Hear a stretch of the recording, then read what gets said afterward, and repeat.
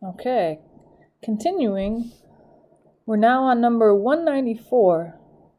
So we're supposed to multiply different radical expressions together. Sorry, rational is fractions with variables, and then radicals have roots.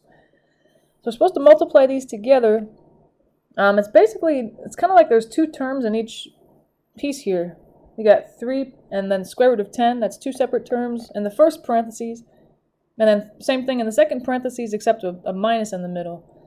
So kind of think of it as FOIL. You can say, what's the first times the first, the outer times the outer, that kind of thing. So how about first times first? You got the 3 times the 3. That's going to give you 9. The outer times the outer is the 3 times the negative root 10. Well, it's a positive times a negative, so it's a negative. The 3 is outside the root, and the 10 is inside. So they can't really interact. The best you can do is just write them next to each other to show that they're being multiplied. The inner times the inner, similar thing. You have a 3 times a root 10, but it's a positive times a positive, so it would be a positive. The last times the last, a positive times a negative would be a negative. The 10s are both inside the root, so they can go ahead and multiply. You can either write it as 10 times 10 is 100, or you could write 10 squared. Either way, it's going to escape the root and end up being the same thing, so it doesn't really matter. And if we try to simplify here, we have 9. The two inner terms are like, but when you add them, you get 0. Because you'd add their coefficients. Negative 3 and 3 add up to 0. So those are gone. You're just left with a 9, the first term, and then the square root of 100 is the last term, but that's 10. So you really end up with just 9 minus 10, which is negative 1. It almost seems too good to be true. But remember, what we just did was multiply conjugates out. If you remember, we called these guys conjugates. The thing in the first parentheses, it has the same terms as what's in the second parentheses, but opposite signs. So it's good to keep that in mind. That'll help us for problems later on, like numbers 198 and maybe 199. See, this problem now, number 195, similar but way more complicated, right? Because there's a lot more going on than just one number outside the root, one number inside. But same idea, we have 2 terms in the first parentheses, 2 terms in the second parentheses. So I'm going to think of it as the same thing. I'm going to FOIL it. So we have the first times the first, that'll be this 2 root 3 times the 4 root 5. I'm going to multiply the numbers outside together. The 2 times the 4 makes 8. The numbers inside are 3 and 5. If you multiply them, you get 15. So that'll be what stays inside the root. Then the outer times the outer is that 2 root 3 times now the negative 7 root 3. Since it's a positive times a negative, it's a negative. The numbers outside multiply together. 2 times 7 is 14. The numbers inside, root 3 times root 3 is root 9. Or you could write root 3 squared, either way. And then, okay, now that inner times the inner is the positive root 5 times positive 4 root 5. They're both positive, so the answer is going to be positive. The 4 is the only thing outside the root, so it'll be the only thing outside the root in the answer. And then the 5 times the 5 inside makes 25, or you could write 5 squared. Either way. Alright, finally, the last times the last is the positive root 5 times the negative 7 root 3. So the answer will be negative. The 7's outside the root. The 5 times the 3, those are inside. They multiply to make 15. Alright, so far so good. Let's see, kind of looking around at the first term, it can't be simplified because 15, if you try to factor it into primes, it's only 3 times 5, and that's it. So then nothing gets to escape the root, so it'd be kind of silly to try to break it down. It can't break down. But however, I noticed that the first and the last terms are like terms because they both have a root 15, so I can combine them by just adding their coefficients or subtracting their coefficients. It's 8 and a negative 7, which makes a 1 root 15, or you could just write root 15. Actually, I'll probably just write root 15 in my answer. The 1, I mean, it's kind of there if you need it to help you, I don't know, when you subtract the coefficients, but it's not really necessary. Let's see, the next one, the outer term, I have a negative 14, but then the square root of 9 actually has a perfect square root of 3. So it ends up being 14 times 3, which is what? 42. Alright. The inner term is sort of similar. You have a 4 times the square root of 25 is 5. So it ends up being 4 times 5, which is 20. And we've already taken care of the last term. The first and the last combined to make that the first term that we just wrote, the root 15. Okay, now the square root of 15 has no like terms, but the last two guys are like terms. Negative 42 plus 20 is negative 22. There we go. So that's fine. Or you could write negative 22 in front plus root 15. Either one's fine. I don't know if... Yeah, it's just kind of personal preference. Do you prefer to see the positive first and then the negative? Then you probably like the top one. Or if you've kind of gotten in the habit of having the number outside the root in the front and then the number inside at the end.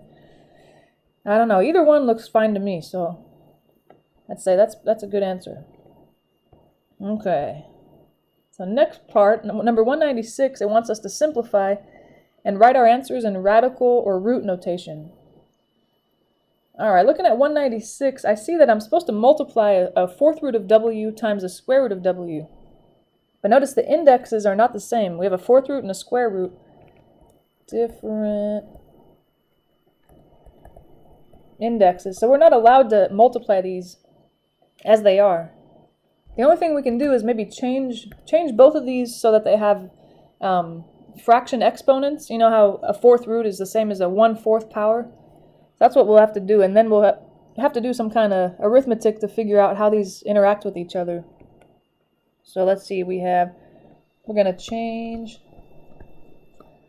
the radicals to, I put fraction exponents, but technically I should say rational exponents, but you know, it's easier to remember what fractions mean than rational. So yeah, the fourth root of w, you can write that as w to the 1/4 power, as we've seen. We kind of talked about and reviewed that a little bit earlier. The square root of w, similar, except it's going to be a 1/2 power. Alright, so since we don't know how to multiply these since they had different indices, this is kind of your, I guess, your last ditch effort. If you don't know what to do with radicals, change radicals to fraction exponents, and then usually you can do something with them. So now if I want to multiply these, we use an old exponent rule. They have the same base w, so I am able to multiply them, but I add their exponents, 1/4 plus 1/2. And of course, those are fractions I'm trying to add, so I need to find a common denominator, which would be 4. If I multiply the second fraction by 2 over 2, that transforms the second fraction into 2/4. So it ends up being 1/4 and 2/4, which makes 3/4. There we go. So that's a fine answer, but I just remembered that the problem said they want us to write our answer in radical notation, which means we should have a root. So we're going to transform this back into a radical. And if you remember the denominator of your exponent, in this case of 4, that's the index of your root. So it's going to be a fourth root of w, and then the numerator, which is 3, is going to be the exponent on w inside. There we go. So we weren't able to multiply them when they stayed roots, but as soon as we changed them to exponents, then we knew what to do because we have all these old exponent rules that we could use.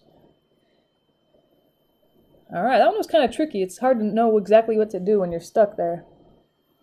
And I think 197, this problem will be really similar because I want to maybe combine these into one root. I think we've seen a problem a little earlier in this review sheet where it was some kind of root, I don't know what kind, over another kind, and we combined them into one. We put it as one big root, sort of.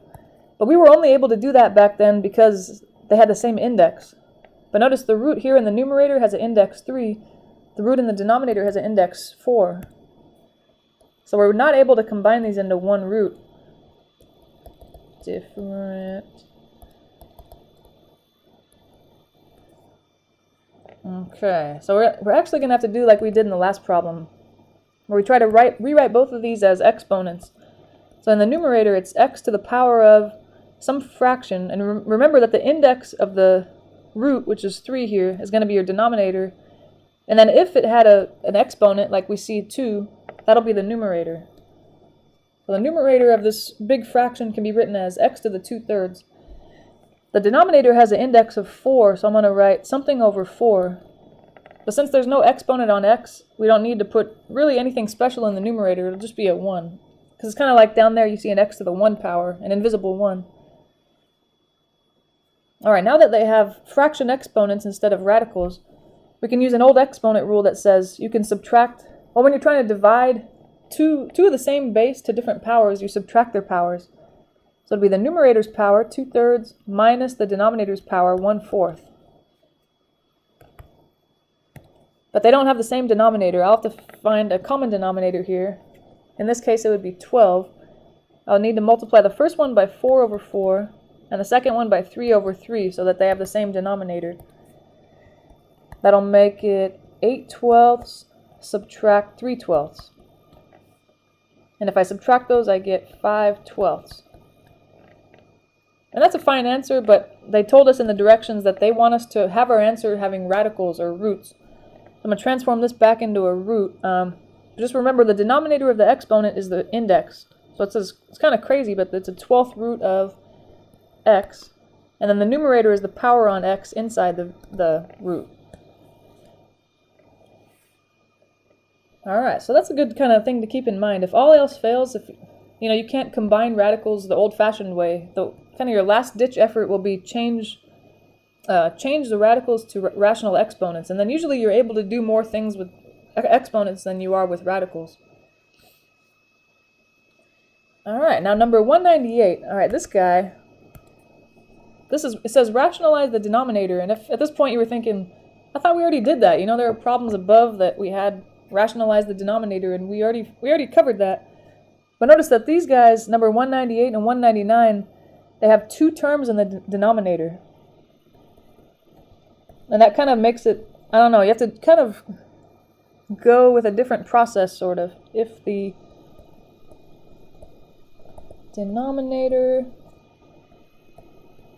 has 2 terms, like you see in number 198, there's the square root of 2 separated by a plus sign with the 1. Those are 2 separate terms.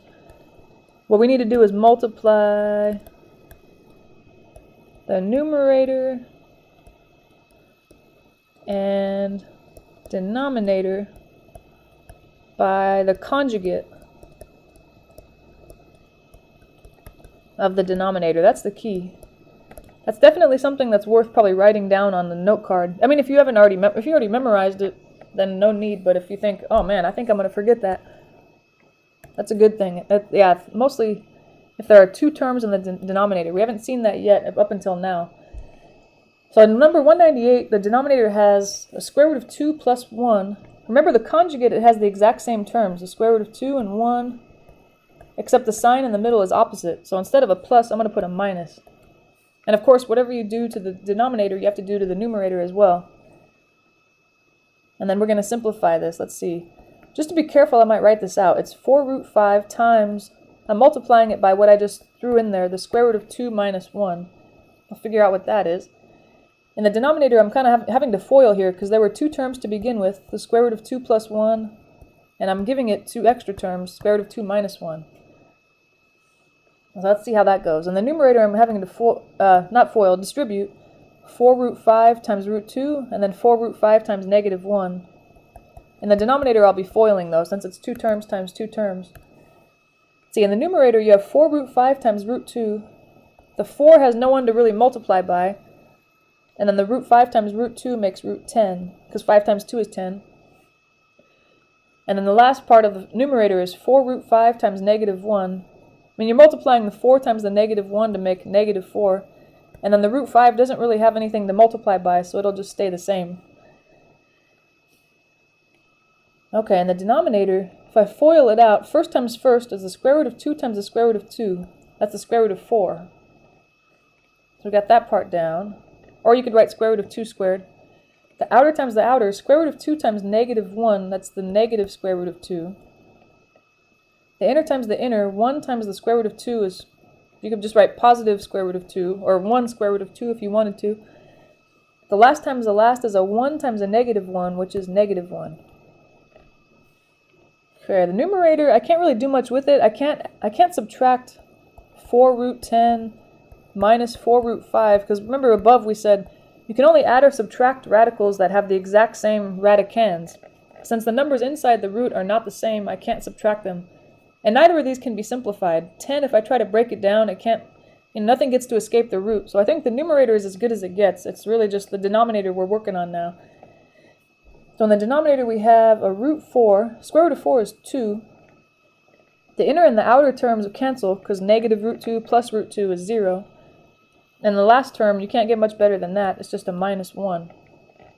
Very simple. And then of course those two terms that we end up with in the denominator are like terms. 2 minus 1 is 1. And this is the correct answer, but it's not all the way simplified. Anytime you have a fraction with a denominator of 1, it can always be simplified to just kind of like a whole number without the denominator. Because this is like saying you're dividing by 1. What's the numerator divided by 1? Well, anything divided by 1 is that thing. So don't try to never leave a fraction with a denominator of 1. You should always simplify it to just the numerator without the denominator. Alright, now 199, theoretically it should be similar, but I think it'll be a little more difficult because the numerator has two terms as well. In the last one, the denominator had two terms, but the numerator only had one. But still, it's the same idea. I see two terms in the denominator, square root of 3 separated by a minus from the square root of 7. So I'll do the same as we did in the last one and multiply by the conjugate of the denominator, which has the same terms like we said, root 3 and root 7, but the sign in the middle was a minus. I want the opposite, so I'll do plus. Alright, let me be really careful here. What we had in the numerator was square root of 21 plus 2. We're going to multiply that by what we gave it, root 3 plus root 7. And the denominator had root 3 minus root 7, but we're multiplying it by root 3 plus root 7. So since there are two terms in each parentheses, I'm really foiling the top and foiling the bottom. Let's see, on the top, what do we have? Foiling, you do first times first, the square root of 21 times the square root of 3 first. That'll give me the square root of 63. And then the outer times the outer, the square root of 21 times the square root of 7. Well, everything's positive, so I know all my things in the numerator are going to be positive. 21 times 7 is 147. Square root of 147. Alright, we'll see about that later. And then the inner times the inner is 2 times root 3. Be careful, because that's not the square root of 6. Because that one, the 2 is outside the root and the 3 is inside. So the best I can do is say this is 2 times the square root of 3. But they can't really interact because one's outside and one's inside. And then the same with the last times the last. 2 times the root 7 would just be 2 root 7. So be really careful. It's easy to say, oh, 2 times root 7 is root 14. Not really thinking, but keep in mind they both have to be inside the root in order to actually multiply. Now in the denominator we have a square root of 3 times the square root of 3, that's the square root of 9, or square root of 3 squared. That's the first times the first. The outer times the outer, the square root of 3 times the square root of 7 is the square root of 21. Now the inner times the inner, that's a negative root 7 times a positive root 3, that's going to be a negative root 21. The last times the last is a negative root 7 times a positive root 7. That's negative root 7 times 7 is 49, or 7 squared. Whew, so we got a lot going on here. We got to see if we can simplify any of these guys. So I don't know, you can start anywhere, but looking at the top left part of this fraction, the square root of 63, I might go off to the side and see if that can simplify. So 63, what is that if I prime factor it? That's 7 times 9. 7's prime, but 9 can be 3 times 3. And since these are square roots, the index is 2. We only need a pair of the same prime in order to escape the root. So that means that the square root of 63 can be rewritten as 3 square root of 7, since there were a pair of 3's and one 7 kind of left off to the side. Okay.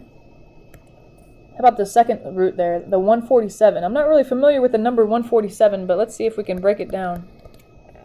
You know, I can kind of cheat and think... No, it's not really cheating, I guess. But 147, where did that come from? That was when I multiplied up here the root 21 times root 7. That might help me break it down. If 147 is 21 times 7, I can start breaking it down that way. 21 times 7. And again, I didn't just come up with that on my own. That's how I just looked at to see where we got 147 from. Got it from multiplying 7 times 21. 7's prime, but 21 is not. That is 3 times 7. And those are both prime. So again, we only need a pair of the same prime to escape. That means since there are 2 7's, 1 7 gets to escape the root, but that 3 has to stay inside. That's kind of nice, huh? All right. And then the next term there is 2 root 3. That can't really be broken down because 3 is pretty much as simple as it gets inside a root. And the same thing with the last term, 2 root 7. 7 can't be broken down any further. All right, now in the denominator we have a square root of 9, but the square root of 9 is 3. That's kind of simple. In the denominator also we have a positive square root of 21 minus square root of 21. They'll cancel. And then the very last term was negative square root of 49, but that's 7. So it'll be negative 7 on the bottom. Alright, now that I'm looking at the numerator, I notice there are some like terms now that I've simplified. 3 square root of 7 plus 2 square root of 7.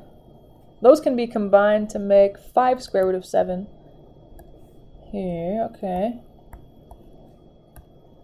And then the other terms are actually like the 7 square root of 3 plus 2 square root of 3.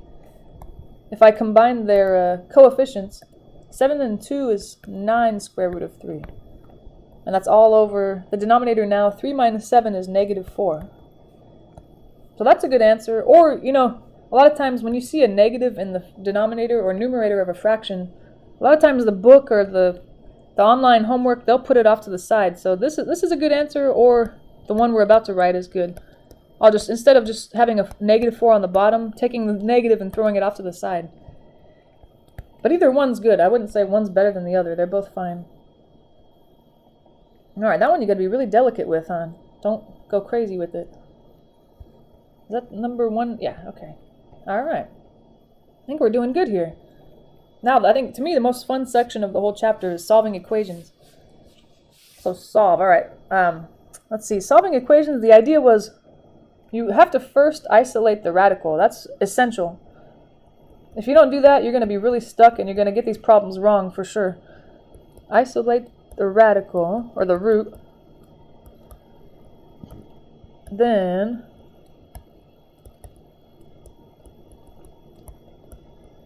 raise both sides to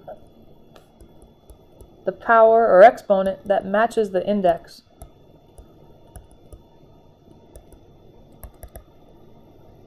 That's the idea. And then once you get there, the root should be gone and you should be able to solve from there. Alright, so at number 200 here we have a square root, but on the same side we have this 2. We need to isolate that radical. So I'm going to move the 2 over. Since it's a negative, I'll add it to get rid of it. So the square root of y plus 6 is now by itself. It's equal to 3 plus 2 makes 5. So we've isolated the radical, and then as we said, now we want to raise both sides to the power that matches the index. And the index of this radical is a 2, since it's a square root. So we're going to take both sides and square them. The left side squared, the right side squared. On the left side, the square root and the square cancel, just to leave what was inside the root, the y plus 6. On the right side, I have to actually square 5. 5 squared is 5 times 5, which is 25. And once you get here, the radical's gone. It should be something you can solve from previous methods that we've seen in old sections. I'm just going to isolate y by subtracting 6. And that'll leave me with y equals 19. There we go. Alright, but there's something that's easy to forget about these guys. If you remember, when you're trying to solve an equation with radicals, you have to check. It's not like I'm checking to see if I did something wrong. I'm really checking to see if this problem is just a bad egg, you know? Is this a bad problem? Because there are sometimes, yeah, if we've seen in the section of notes where you get a solution, but it actually doesn't check out. But that doesn't mean you did something wrong. It just means this problem's weird. So you actually do have to always check your solutions on these guys. Really, any other kind of equation that doesn't have a root, you don't have to worry about it too much, but as soon as there's a root, you really have to check your answer. So I'm going to substitute the answer that I think is the right one, 19, into the original equation. Okay, 19 plus 6 is 25, so I end up with the square root of 25 minus 2 equals 3. Let's see if this is true.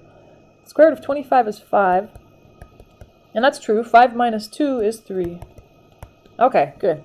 Check. That means we can keep the solution that we got. Okay, let's try number 201 now. This one, though, I mean, the steps that I wrote here in green, I said, oh, we're supposed to isolate the radical, but looking at number 201, it's like, wait, there is no radical.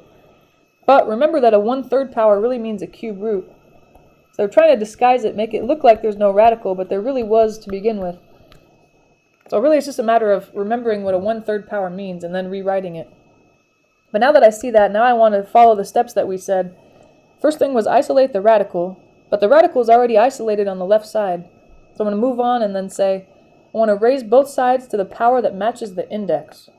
So here it's a cube root, that means the index is a 3. I'm going to raise both sides to the 3rd power. The left side to the 3rd power, and the right side to the 3rd power. The whole point of that was, on the left side now, the cube root and the cube cancel, and you're just left with what was inside the root, x plus 1. On the right side, negative 5 to the 3rd, that's like negative 5 times negative 5 times negative 5. It's 3 negatives, so you get a negative. 5 times 5 times 5 is 125. Alright, now it's just a matter of isolating x, which is pretty simple. We did the hard part. I just have to subtract the 1. So I've got x is negative 126. That seems like a very random answer, huh? Oh well, that's okay. Let's see, but I do want to check my answer. So I already forgot what the original one was. Oh yeah, x plus 1 to the 1/3 equals negative 5. X plus 1 to the 1/3 is negative 5. Let's see if it's true when I substitute that value in. Negative 126 is trying to go in there. But everything else stays the same. The parentheses plus 1 to the 1/3 power. See, negative 126 and 1 makes negative 125. But if I'm raising that to the 1/3 power, I think I'm going to transform that into a cube root, because I don't really know how to evaluate something to the 1/3 power until I change it back to a root. The cube root of 125, that's asking, what can you raise to the 3rd power to get 125? Negative 125. That'd be negative 5, because negative 5 times negative 5 times negative 5 is negative 125. And that's true, negative 5 is equal to negative 5, so that's good. That means we get to keep that solution that we found. Good. So far, so good. Okay, let's try number 202. The first thing we're supposed to do is isolate the radical, or the root, but it looks like it's already isolated on the right side. There's nothing on the right side other than the root, so we're good there.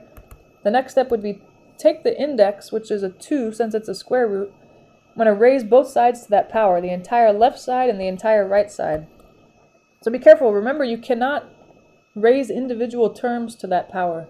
It has to be the entire left side, the entire right side. So I would not be able to go x squared, 3 squared, and then the root squared. That would be nice, but you can't, when you do something to both sides of an equation, you can't do it to individual terms. It can only be in the entire left side, the entire right side. That's why it's a good idea to probably get in the habit of just putting everything in parentheses like this. When you square both sides or raise both sides to a power, the entire left, the entire right in parentheses. So you're not tempted to square individual terms. But okay, on the left side, I might think about that. That's x minus 3 in parentheses squared. On the right side, the square root and the square cancel, just to leave what was inside the root. So unfortunately, because there are two terms separated by a subtraction sign in the parentheses, I am not able to distribute that square. It would only be like if it was 3 times x in there, for example, squared. Then I can say, oh, distribute the square onto either of them and yada, yada, yada. But because it's two separate terms separated by a plus or a minus, the only thing I can do is write that whole thing twice and FOIL it out. Yeah, so this guy, just keep in mind if you have x minus 3 squared or something like it, that is not equal to x squared minus 3 squared. You are not allowed to distribute that square. I wish I was. That would make my life a lot easier, really. But yeah, sadly we have to FOIL that out. So let me FOIL. It's x times x, which is x squared. X times negative 3 is negative 3x. Negative 3 times x is negative 3x. Negative 3 times negative 3 is positive 9. Alright, now that I've FOILed it, I see there are like terms there. Negative 3x and negative 3x makes negative 6x. Okay, I think we've seen something like this before. If I see an x squared term and an x term in my equation, That means I have to get everything on one side and try to factor. I'm going to move the 2x to the left as well as that 3. Subtract the 2x and add the 3.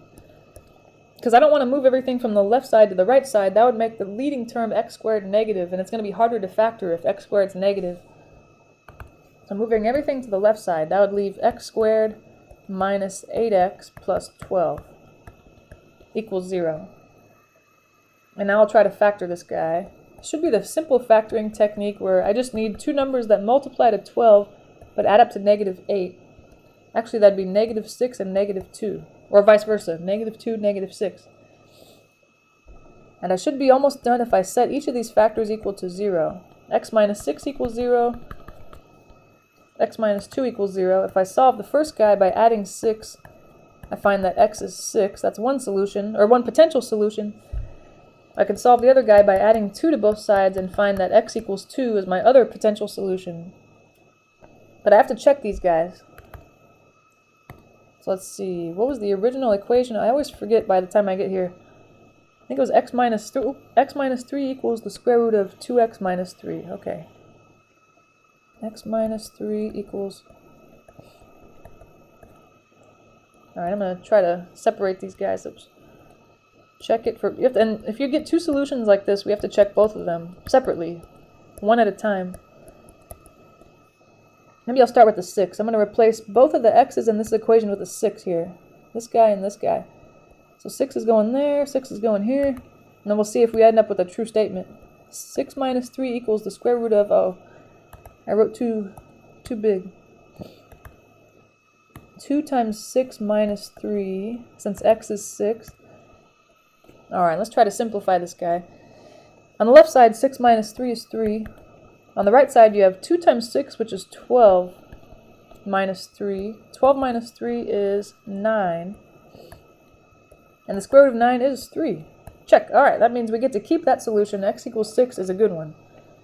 Alright, good. Let's see about the other guy. X equals 2. I'm going to substitute him into both x's here. And see how that goes. 2 goes here, 2 goes there. And everything else is staying the same. Oops. 2 minus 3 equals the square root of 2 times x, but x is 2 minus 3. On the left side, 2 minus 3 is negative 1. On the right side, you have square root of 2 times 2 is 4 minus 3. But 4 minus 3 is 1. And the square root of 1 is positive 1. This is saying negative 1 equals positive 1. No, that's not true. That means that x equals 2 is a bad value. That's not going to work. So there's only one solution, x equals 6. I'm going to throw the other one out because it didn't check out.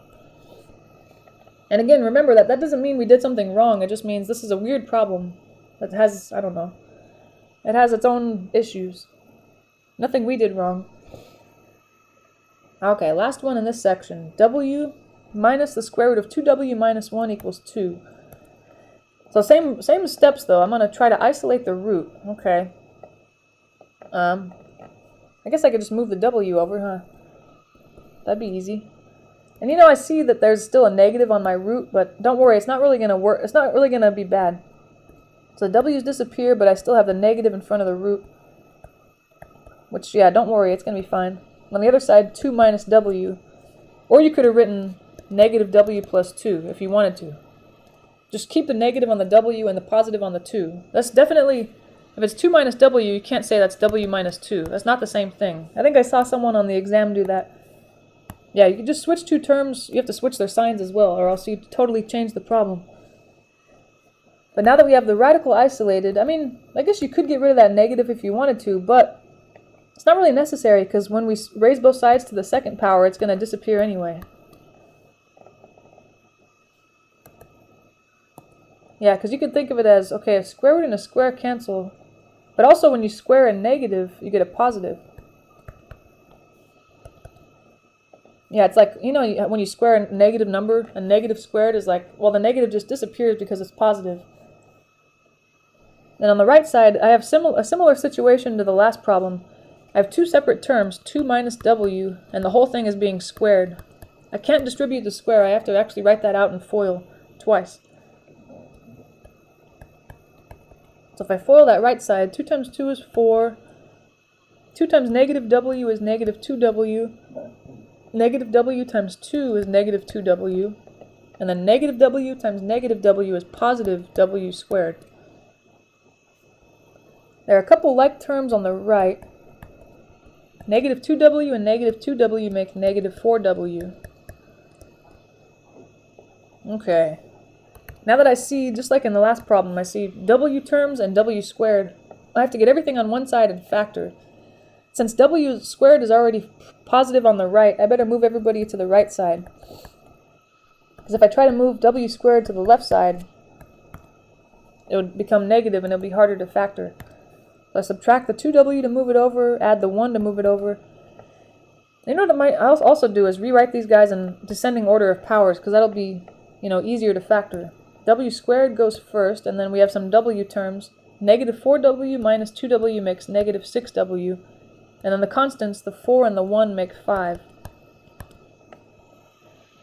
Now we're almost there. We just need to see if this factors. It should be the simple factoring technique. I just need to figure out what multiplies to 5 but adds to negative 6. Well, that'd be negative 5 and negative 1. And now I'll set each factor equal to 0. W minus 5 equals 0. W minus 1 equals 0. And then solve each of these guys. I'll solve the left one by adding 5 to both sides, and I find that 5 is one solution. I'll solve the right one by adding 1 to both sides, and I find that 1 is another potential solution, but I do have to check, because as we saw in the last problem, sometimes you get 2 solutions or even 1 and it doesn't check out. Okay, so our original problem was, dang it, I just saw it and I forgot. W minus the square root of 2w plus 1 is 2? Is that right? Oh, minus 1 is 2. Oops. Minus 1. Whoops. Minus. Alright.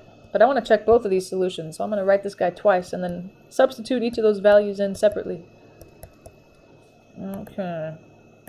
Now first I'll put a 5 where each w is. 5 goes there, 5 goes there. And then let's see if we get a true statement. 5 minus the square root of 2 times 5 minus 1 is that 2.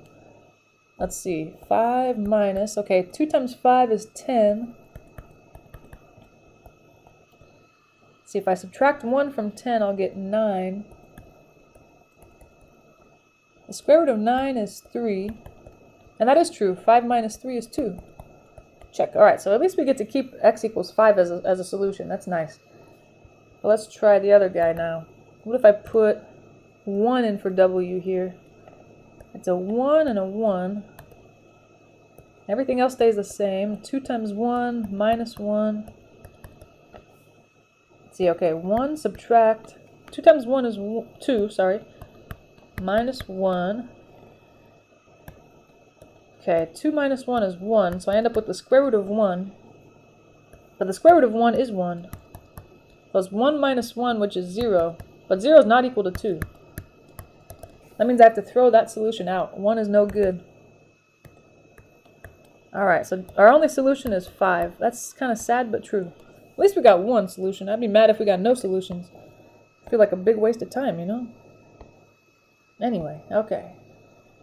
Now what? Section 7, or sorry, 10.7. This was where it was applications of, what's it called? Applications of radicals. So if you remember the Pythagorean Theorem, it said if you have a right triangle, a squared plus b squared is c squared. That was the Pythagorean Theorem. And here it looks like the hypotenuse is the thing we don't know. C. So they've already labeled it C, which is nice. But remember, hypotenuse C is always the one that's across from the right angle, or it's the longest side. Either way, you want to remember it.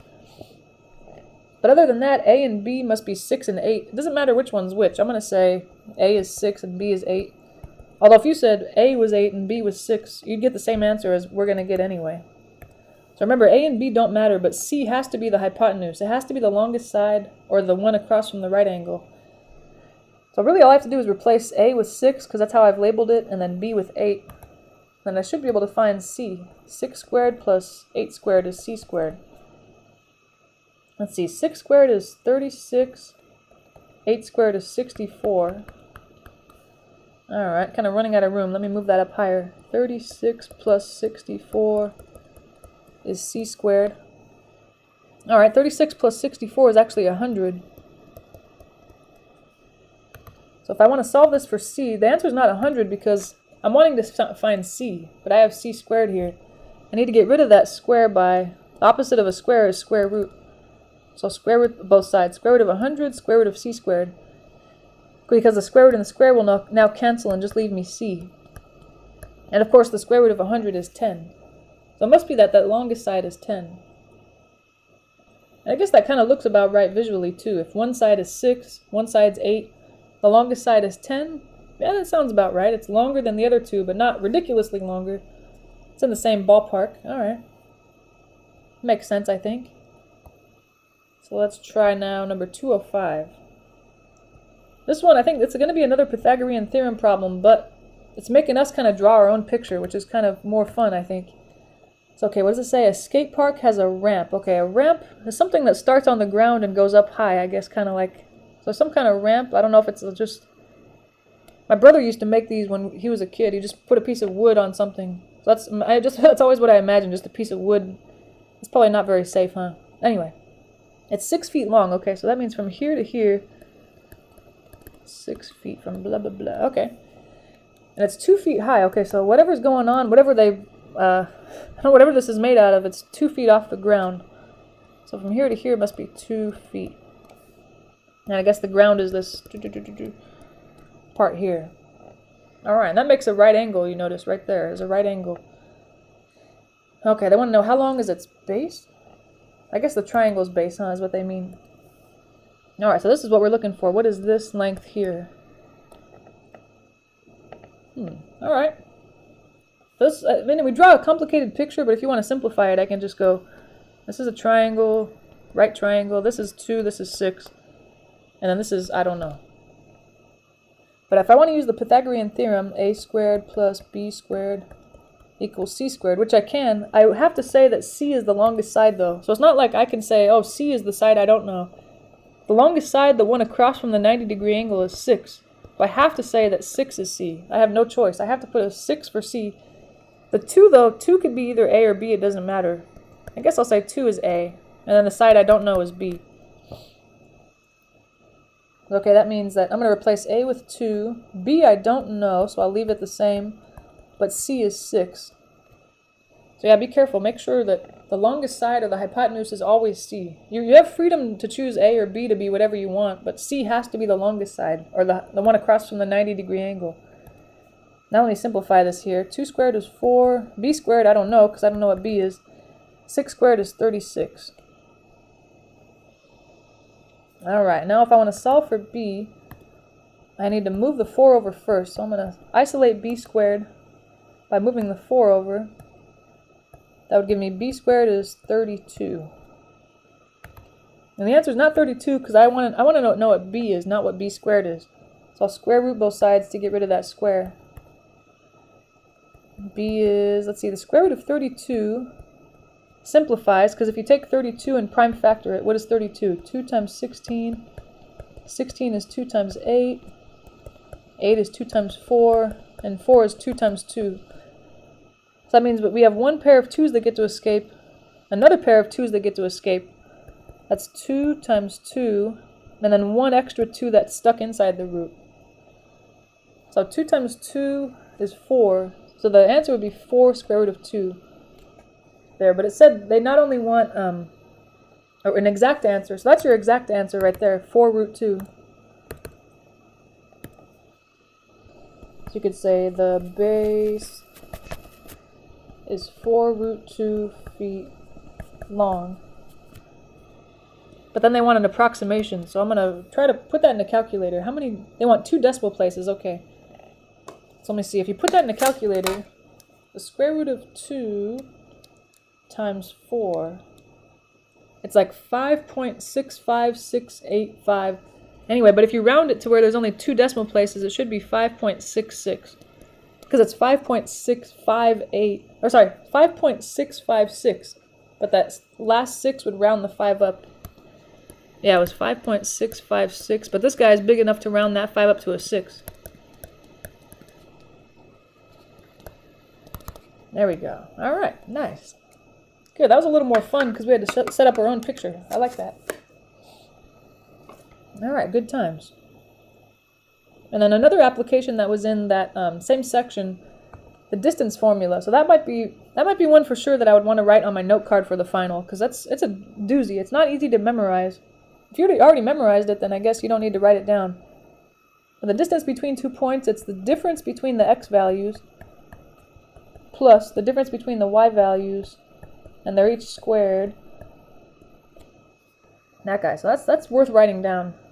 And it helps to label the points. I'm going to label the first point x1, y1, the second point x2, y2, and then fill them in. So I got this big old square root. I'm just going to rewrite it, but all the x's and y's missing, and then I'll fill them in as I go here. Alright, so we're supposed to start out with x2. But I look back and see what I labeled x2 as. It was the -1. Minus, okay, x1 was -6. So be careful, there's a negative, or subtracting a negative there. Two subtraction signs or negatives next to each other. And then we have y2, that was 5, minus y1, which was 4. Alright, looking good. So in the first parentheses, it's -1 minus -6, but that's like -1 plus 6, so 5 squared, plus, in the second parentheses, 5 minus 4 is 1 squared. So we got 5 squared, that's 25, plus 1 squared is 1. I have to add these together, that's 26, 5 plus 1. And 26 can't be simplified inside a square root. Nothing divides into 26 that has a square root. And if you try to break it down, you know, 26 is what times what? It's 2 times 13, and both of those are prime, and that's it. I don't see any pairs of primes that can escape. So that's as good as that guy gets, and they also want us to approximate this to 3 decimal places. So I'm going to put that in my calculator here. The square root of 26. If I round it to 3 decimal places, it's 5.099. And this one, I don't feel like I need to really write a complete sentence, only because it's not a word problem.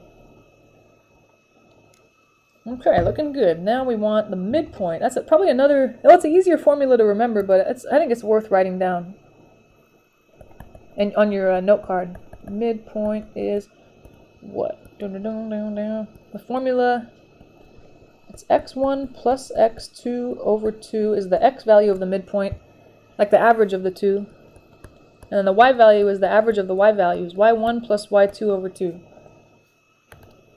I think it'll help if I label them too. Another one, x1, y1, x2, y2. So I got x1 first, which was -7. Actually, I'm going to do like we did in the last one and kind of write it all out, but with the y's and x's missing. Blah, blah, blah. Okay, now fill everything in.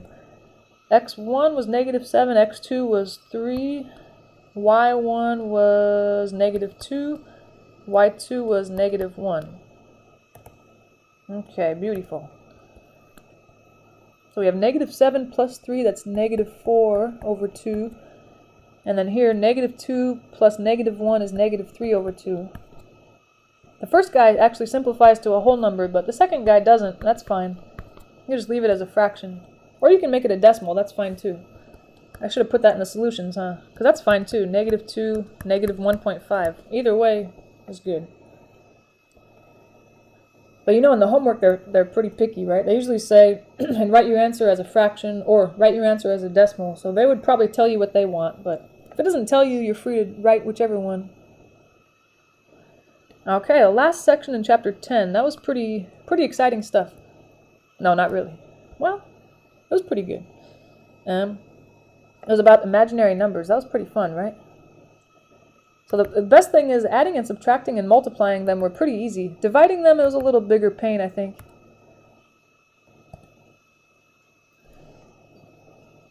So for adding these two complex numbers, there's not really any reason for those parentheses to be there, because I guess if I thought of distributing this plus, it doesn't really do anything. So I'm just going to remove the parentheses.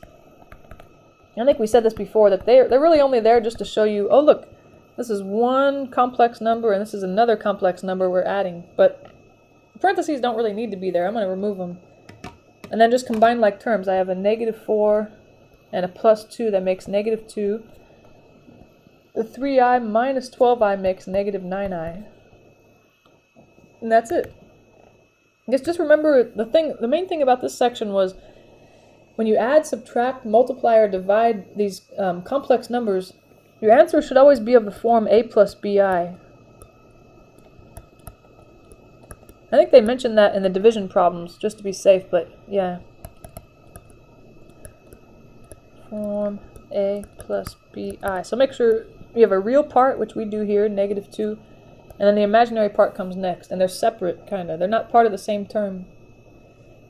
So that one looks good, all right. Subtraction it's pretty easy too, but you just have to worry about this subtraction sign is meant for everyone in the second parentheses. So I'm just going to remove the parentheses from the first guy, but when I remove them from the second guy, I have to distribute the subtraction sign. That makes the 3 negative, and then the negative 8i a positive 8i, because it's a negative on a negative. And I've got some like terms, 9 minus 3, those combine to make 6. And then negative 7i plus 8i makes just 1i, or I. There we go, nice. And that is of the form a plus bi. So a is like 6, and then b is kind of like 1, because i's coefficient is 1. Good stuff. Alright, I think we're doing good. Multiplying, it's exactly what you think it would be. You're going to FOIL this out. You have 2 terms times 2 terms. And notice these are conjugates. It's 2 and 5i in both cases, but one has a plus, one has a minus. And usually when you multiply conjugates out or FOIL conjugates, magical things happen. So I'm even going to put a little happy face so I remember how awesome this is. So we got first times first, 2 times 2 is 4. Outer times outer, 2 times negative 5i makes negative 10i. Inner times inner, 5i times 2 is positive 10i. And then last times last, 5i times negative 5i is negative 25i squared. There we go. I notice now the middle terms cancel because negative 10i and 10i make 0. I'm just left with the 4 and then minus 25. Okay, this is another thing that might be worth writing on a note card or something. I squared is negative 1. So anytime when you're multiplying or dividing complex numbers, complex numbers, if you ever come across an I squared, you want to remember that and replace it with negative 1. Because they really are the same thing. I squared and negative 1 are the same thing, and negative 1's easier to deal with. So it's really negative 25 times negative 1, which is positive 25. So you're adding 4 and 25, the answer will just be 29.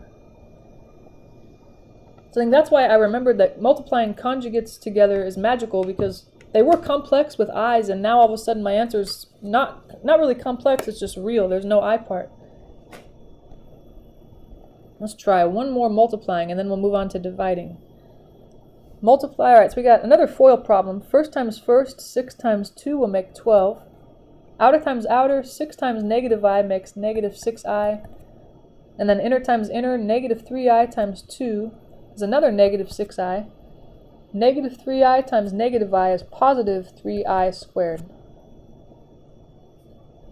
Alright. This time, though, the outer and the inner don't cancel, because negative 6 and negative 6 makes negative 12i. These guys actually combine. And then I remembered I squared is negative 1. So I'm going to go ahead, and just like in the last problem, and replace the I squared with negative 1. So I've got, let's see what we can do. 12 minus 12i. And this will become negative 3, because 3 times negative 1. And I have a couple like terms here. 12 minus 3 makes 9. So the answer is 9 minus 12i, and that is of the right form. Real part and then imaginary on the right side. So it looks good. Okay. Next guy. Now they want us to divide. So when you divide two complex numbers, you're not really dividing. I think this is what we said when we were doing the notes. We said they should really say divide, quote unquote, because you're not doing any division. Really, to divide two complex numbers, you're multiplying numerator and denominator by the conjugate of the denominator. Just like when you're, rationalizing the denominator, and the denominator has 2 terms. Numerator and denominator by the conjugate of the denominator. All right. So that denominator we see in number 212 is 2 minus 3i. its conjugate will still have a 2 and a 3i, but have a plus, the opposite sign in the middle. So this really feels a lot like rationalizing the denominator, really. On the numerator, I have 13i times 2 plus 3i. I'll distribute the 13i in there. And then in the denominator, I'm going to FOIL this out. 2 minus 3i times 2 plus 3i. Alright, in the numerator, 13i times 2, that'll be 26i. 13i times 3i is 39i squared, since you have an I times an I. In the denominator, if I FOIL, first times first, 2 times 2 is 4. Outer times outer, 2 times 3i is 6i. Inner times inner, negative 3i times 2 is negative 6i. And then the last times the last, negative 3i times positive 3i is negative 9i squared. Okay, and this part, since you're dividing, this is what you'll typically see is there's an I squared on top and on bottom. You're going to replace both of them with negative 1. So where that I squared was, I'm going to put a negative 1. Where this I squared was, I'm going to put a negative 1. I squared. Yeah, and then notice the outer and the inner terms cancel. That's how it always works with conjugates. If you don't see that happening, something went wrong. There's nothing really in the middle here, just one big subtraction sign. Alright, now what? Now what can we do? In the numerator we have 26i, and it becomes minus 39 now. Over 4. Okay, we have a negative 9 times a negative 1, that makes positive 9. Alright, let's see. 26i minus 39 over 4 and 9 makes 13. But remember, I mean, I might try to reduce right now, but also what I'm supposed to think is, I want my answer to look like a plus bi. There shouldn't be one big fraction, you know, it should be a and b are separated. So what I definitely want to do is write 26, give it its own denominator of 13, and then the 39 gets its own denominator of 13 as well, like this guy over this guy, and that guy over that guy. And sometimes these simplify, sometimes this is as good as it gets right here and you're done, sort of, except you have to switch the terms because the I should be on the right side. But these actually reduce both of them pretty nicely. 26 over 13 is 2, so it's 2i, minus 39 over 13 is 3.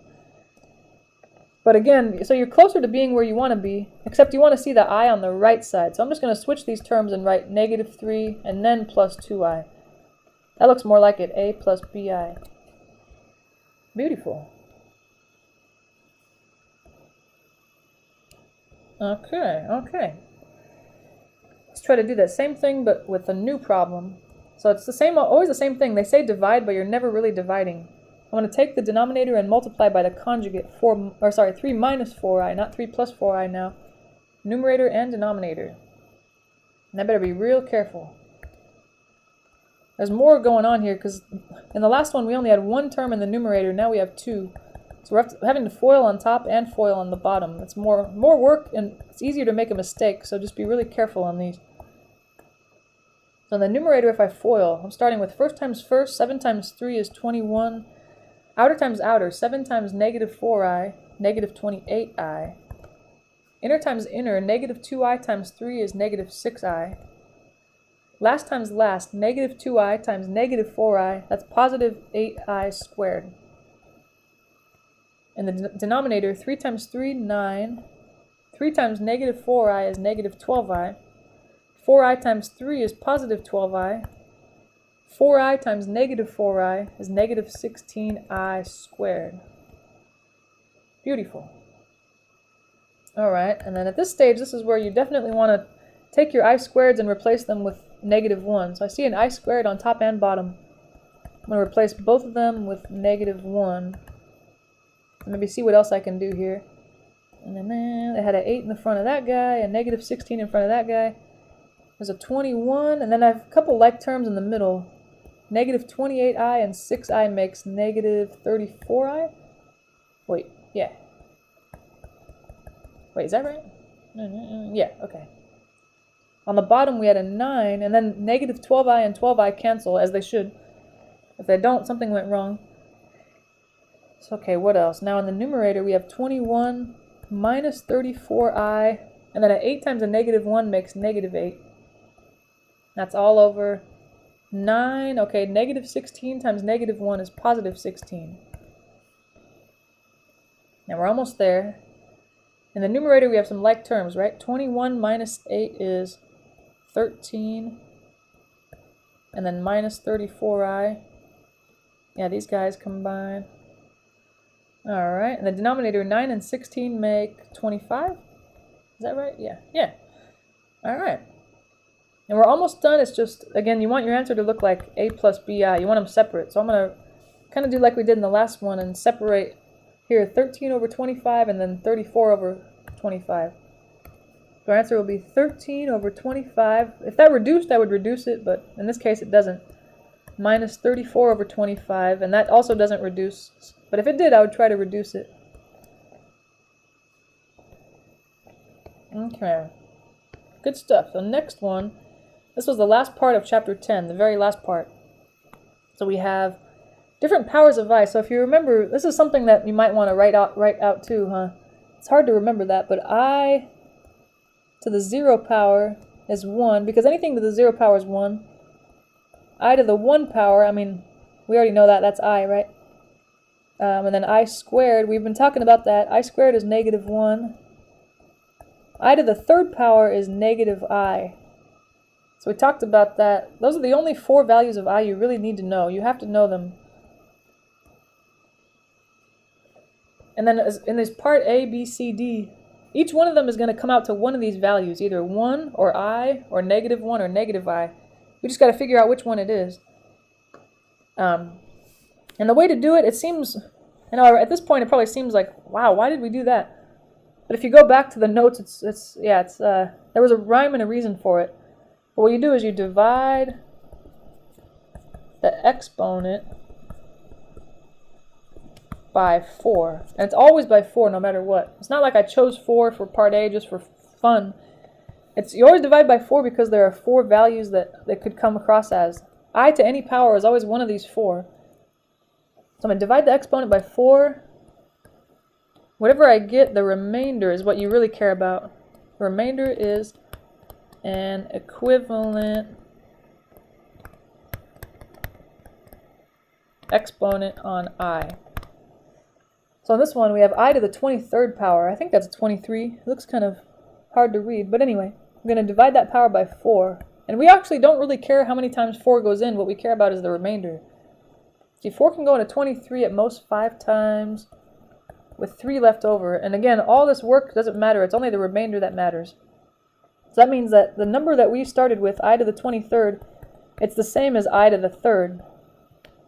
And then you just kind of consult your handy-dandy list here. It looks like I to the 3rd is negative I. That's the one we want. So that's the one of the 4 that this comes out to. That's really it. That's how all these problems go. No matter what power of I you have, you always just divide it by 4, figure out what the remainder is, and then raise I to that power. The remainder will always be one of these values up here, 0, 1, 2, or 3. But whichever one it is, the answer is one of these guys, whichever one it corresponds to. So for part B, our power is 86. I'm going to divide 4. Again, it's always 4 no matter what. 4 into 86. 4 goes into 8 twice. Goes into 6 once. But the remainder is 2. That's what really matters. It's not 21. That doesn't matter at all. So that means that what we were given, I to the 86th, is the same as I to the 2nd. And if I consult my little table there, I to the 2nd power is negative 1. So the answer here is negative 1. There we go. Beautiful. So if you don't really care why, you just kind of follow the steps. But if you care why, I would go back to those notes and see why. Yeah, because we discussed why it is that you divide by 4 and what this whole process means and all that. So same thing with this guy. Part C, the power is 100. I'm going to divide 4 into 100. 4 goes into 10 twice. 4 goes into 20 5 times. But it goes in evenly with no remainder. So that means that I to the 100th power, this thing we started with, is the same as I to the 0 power. And you can consult your table, but anything to the 0 power is 1. So the answer here will be 1. So I to the 100th power is 1. It's crazy. That's a lot. Doing this process is a lot easier than actually raising I to the 100th power. That would take quite a while, I think. Oops. Okay, now what? It's 57th power. Same kind of idea. Oops, I'm going to divide 57 by 4. 4 can go into 5 once. Subtract and I get 1. Okay, 4 into 17 is 4 with a remainder of 1. Alright, that means that I to the 57th power is the same as I to the 1 power. But, you know, anything to the 1 power is that thing itself. So it'll just be I. So that means I to the 57th power is the same as I. Interesting. Alright, good times. Now we're into chapter 11, the more exciting stuff, right? Well, I think so. So it wants to solve the following equations using any method. And I think in this section it was all about factoring, right? Or either you're going to factor or square root both sides, or something fairly simple, I guess, something that we've seen before. So for example, in number 215, you have 9x squared minus 2 equals 0. I guess I could try to factor that, but I don't think that guy factors, right? Like 9x squared looks like a difference of squares, but this 2 is not a square. I think what I'll do is try to isolate x squared here. Okay, and if I want to isolate x squared, I'm going to move the 2 over first. That way 9x squared equals 2. Then I can divide by 9 on both sides. Oops. And that'll give me x squared is 2/9, and that's almost there, but I don't want to know what x squared is. I want to know what x is. I need to get rid of that square, but the opposite of a square is a square root. But it's tricky because remember, whenever you square root both sides of an equation, you have to put a plus or minus next to the numerical portion. Be really careful. It's really easy to forget that. It's not like if it started with a square root in this problem and you didn't put it there, then you don't need a plus or minus. It's when you put your own square root because you're trying to solve, that's when you need to put the plus or minus. Both sides of an equation, you have to place, it's not even optional, it's you have to, plus or minus next to the, I hope you know what I mean by the numerical side, because the left side is a variable, it's a letter, but the right side is actual number. So I put the plus or minus next to the number. And then of course on the left, the the square root and the square cancel, just leaving x. On the right side though, you have plus or minus the square root of 2 over 9. So 2 doesn't have a square root, but 9 does. That's why I might split it into 2 roots. That way I have a hope of maybe simplifying one of them. There is no square root of 2, but there is a square root of 9. It's 3. All right. So that, and if I didn't write the plus or minus, I'd think there's only one solution, just root 3 over 2. There are actually 2 solutions: the positive guy and the negative guy. So yeah, if you don't remember to put plus or minus, you're actually missing half of your solutions. You'd think there's only one when there are actually 2. Now this problem, 216, okay, that one, it's not going to work the same because notice in the last one, I only saw x in one place. It was only sitting right here. There was no x attached to the 2. So I was actually able to isolate x. But in number 216, my variable sits here squared and it sits here not squared. So it's actually impossible to isolate z. Because again, I could try to get them together on one side, but they're not like terms, so I can't combine them. It's not going to work the same way. This one, I have no choice but to get all terms on one side and factor.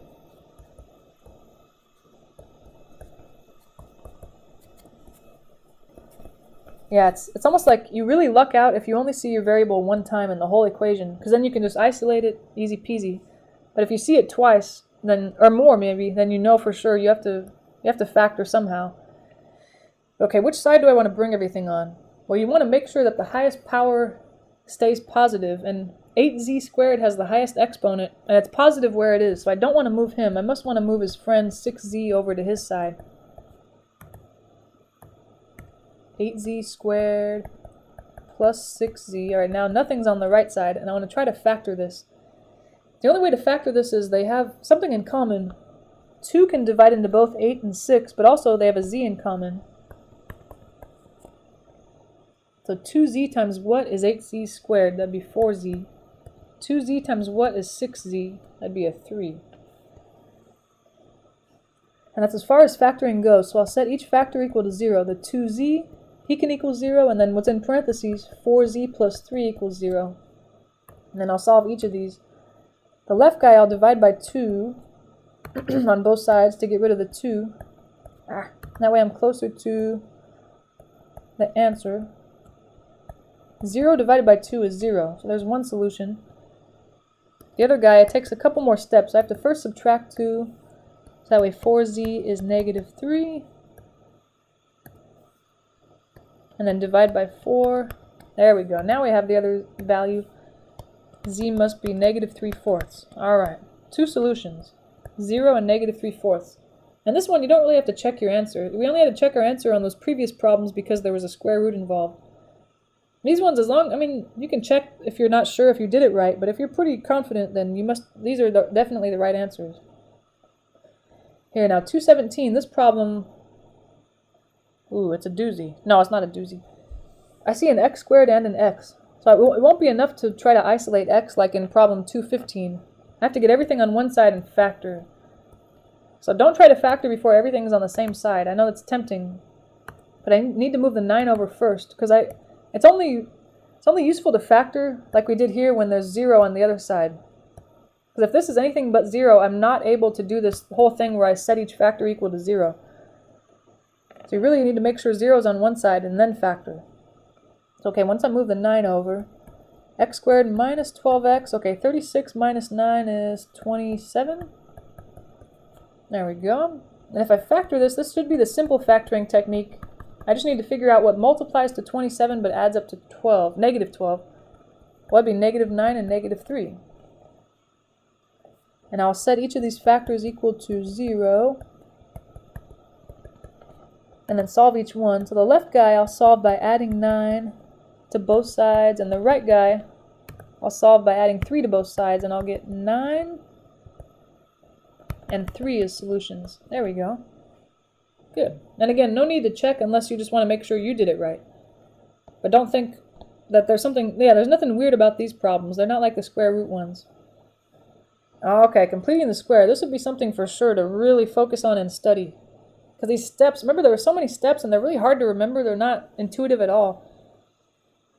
But the first step to completing the square was you want to move the constant term to the other side. So that's my first move, is move the constant term 1 over.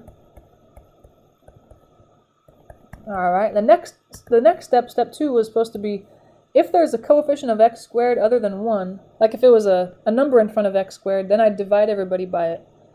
But there is none, so I can move on to the next step, and that was to find that magic number.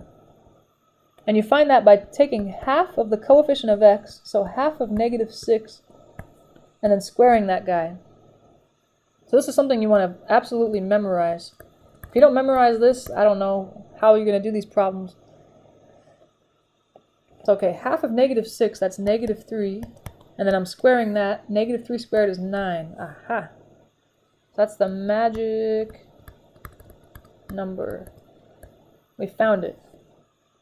And then we said, what do you do with the magic number? You want to add it to both sides.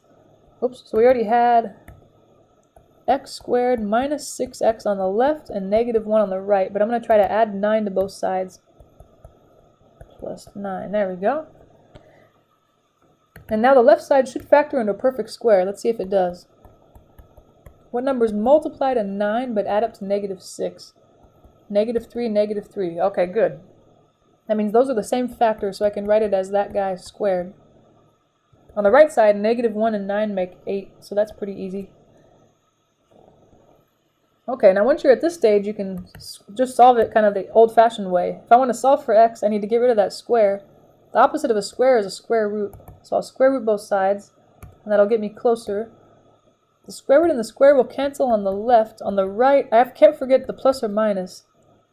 And the square root of 8 simplifies to 2 root 2. If you break 8 down, 8 is 2 times 4, 4 is 2 times 2. There's a pair of 2's. One of them can escape, but there's an odd man out, all that stuff. We almost have x by itself. I just need to isolate x by adding 3.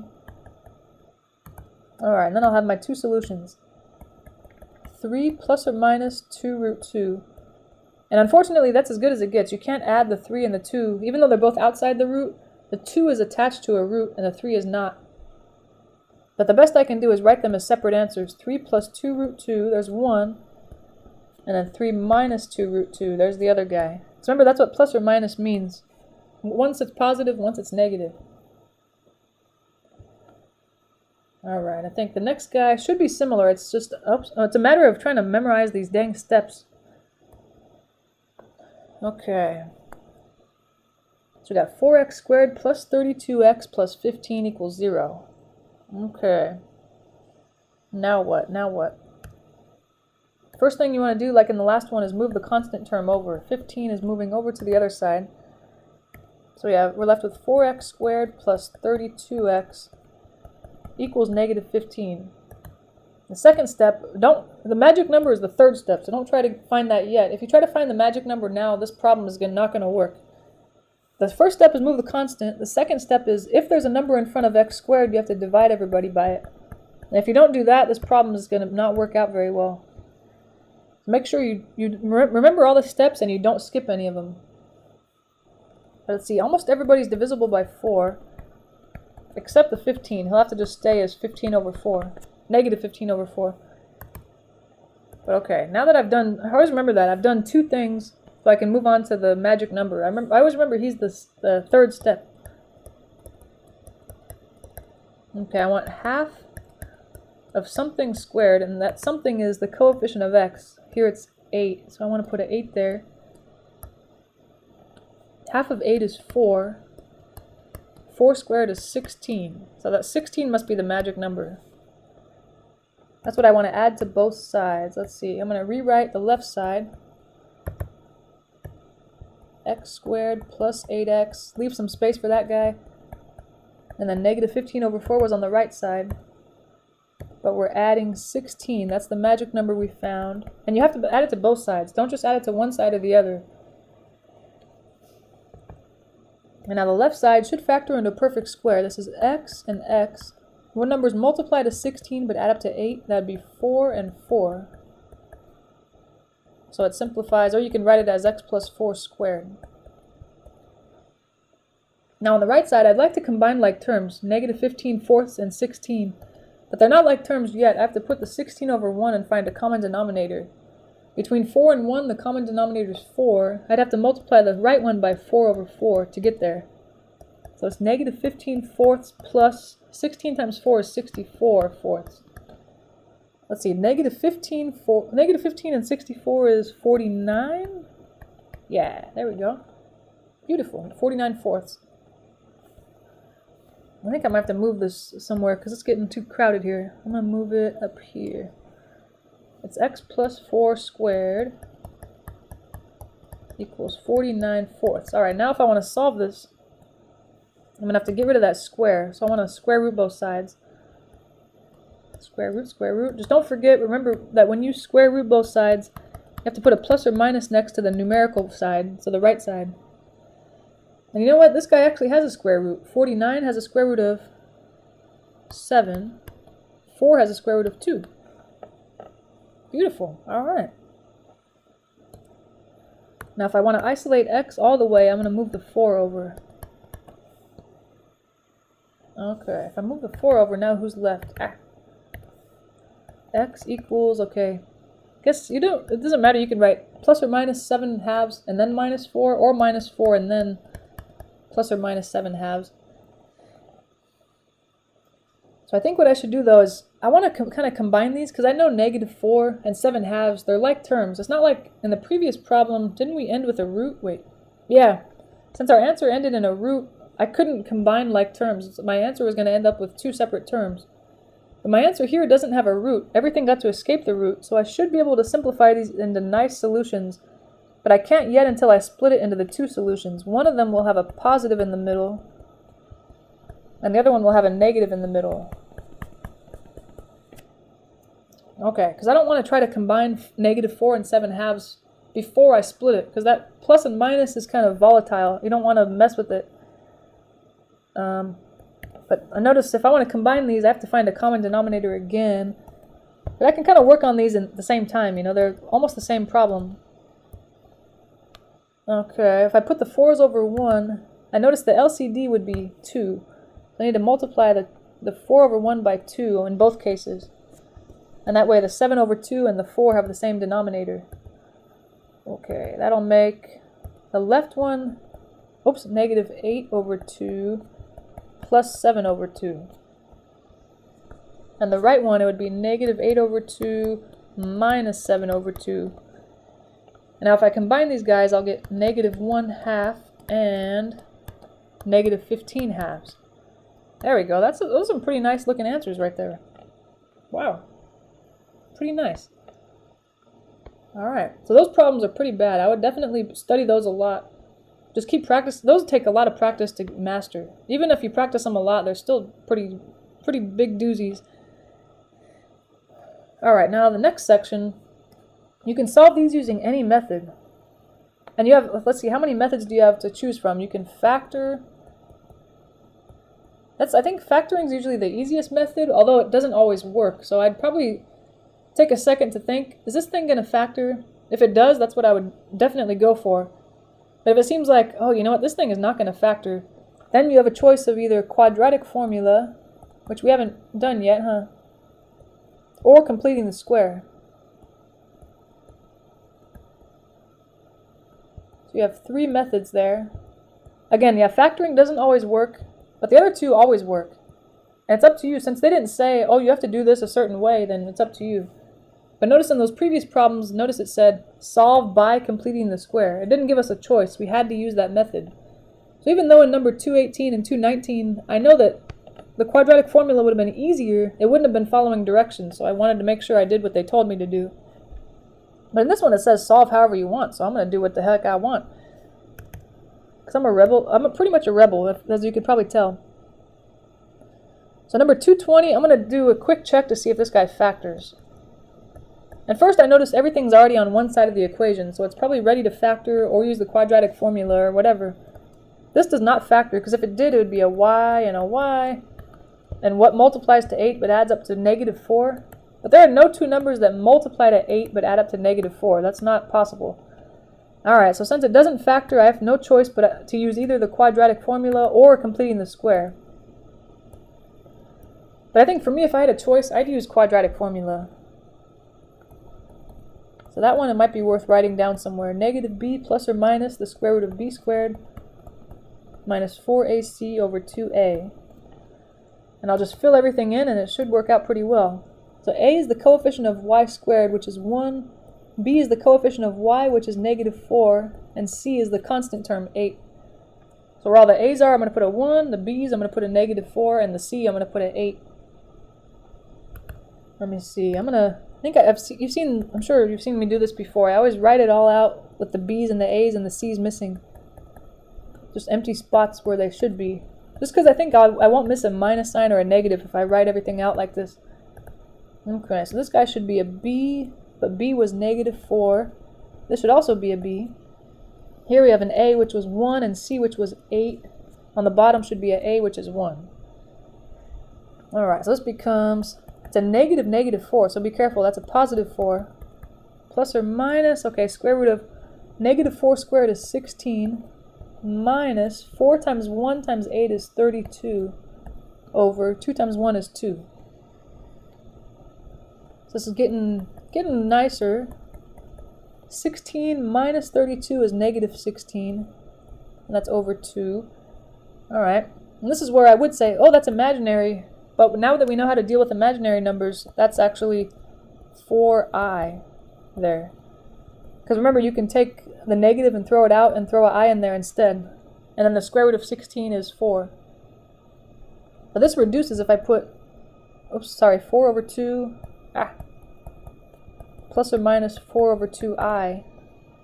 That's 2 plus or minus 2i, since 4 over 2 is 2. So your two solutions are 2 plus 2i and 2 minus 2i. And you would have got the same thing if you completed the square, as long as you were careful, right? It should work the same. Alright, number 221, that one's It looks complicated, and I almost feel like someone just made a mess for us. I'm trying to solve an equation, and you just made a mess for me. Thanks a lot. So I need to get this problem to look more like the last one, where it just has an x squared term, a x term, but everything's all mixed up. So I have to undo all the mess that they made and maybe distribute this x, distribute this 4x, and then try to gather all the terms on one side. Thanks a lot, whoever made this mess. Jeez. Okay, what's going to happen here? We got x times 3x, that'll be 3x squared. X times 4 will make 4x. On the right side, 4x times x, 4x squared. 4x times negative 1 is negative 4x. And then, of course, you have the 15 that was already there. Either side has no like terms, but I think now I want to get everything on one side. And this is where it's going to make the problem a lot easier if I get everything on the correct side. So how do you know which side to bring everything on? Well, you want to make sure that your x squared term will be positive whichever side you bring it on. But there's an x squared on either side, so I kind of picture, what if I move this 4x squared over? Then I'd be left with a negative x squared, because 3x squared minus 4x squared is negative x squared. You don't want that to happen, so I think I'm going to have to move the 3x squared to the right side. And everything else will move also to the right side. So I'm subtracting,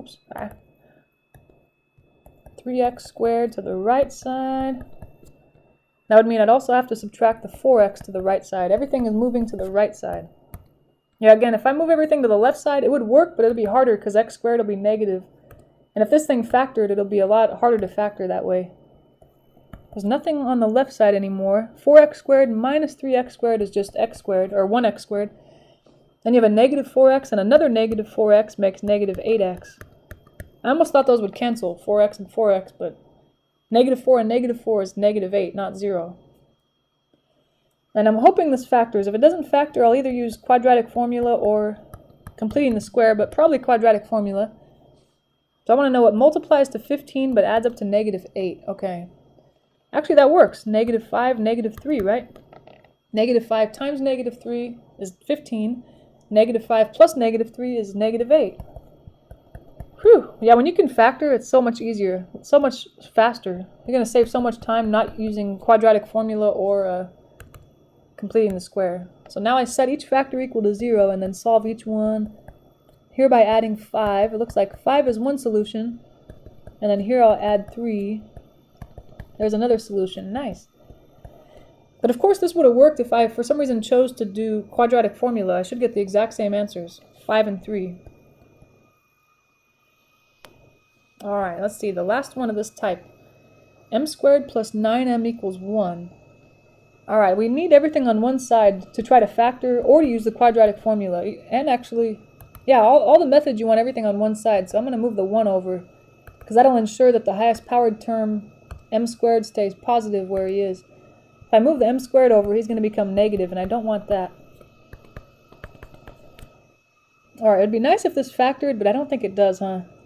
Because if it factors, there's numbers that multiply to negative 1 but add up to 9. There's no way that's going to happen.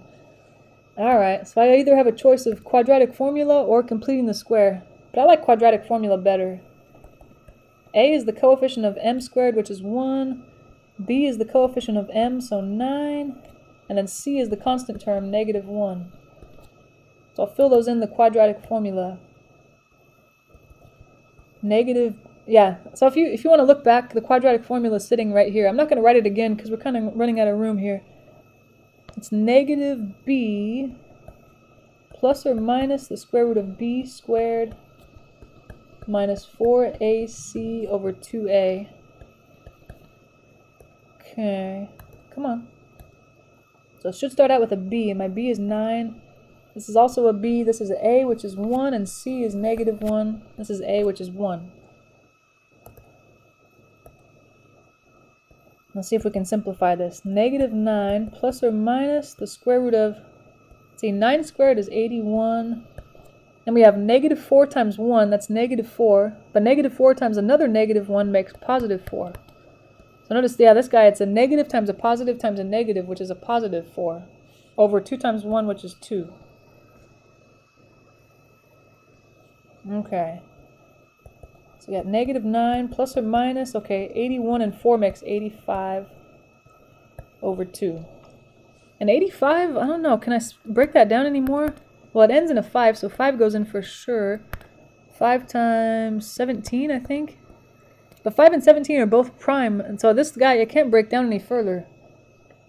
I don't think there's much else I can do. The only thing would be maybe write these as two separate solutions. 9 plus root 85 over 2. And then negative 9 minus root 85 over 2. I think that's really all you can do. It's actually kind of nice when it doesn't simplify. Because, I mean, even though the answer looks ugly, it's less work for me. When it can simplify, like, what was that one that was really complicated, huh? Like, this guy, number 219. Oh my gosh. I thought I was done at this point. Okay, I'm done. And then I had to split it up and blah, blah, blah, blah. Boring. Anyway, that was fun. What else? Da-na-na-na-na. Section 11.4. Good times. 11.3 won't be on the final because that stuff, what was it? It was just, basically it was like, hey, let's kind of use the quadratic formula not to find the answers, but let's just see what kind of answers they are. I don't know, it just seemed kind of pointless to me. I know I shouldn't tell you that, but whatever. So remember these guys, these are fun. We have a formula and you want to solve for one variable. So like in number 223, f equals, that's a lowercase e, m subscript 1, m subscript 2 over r squared. So you want to solve for r, okay. Because r is in the denominator, I can't really solve for it. I need to get it out of the denominator. So for these problems, you want to definitely, if you see your variable in the denominator, you want to multiply the entire thing by the LCD. Variable is in the denominator. Multiply both sides by the LCD.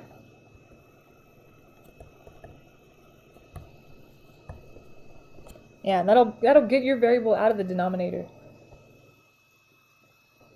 So in this case, in number 223, r is what we're trying to solve for, and it's the only thing in the denominator.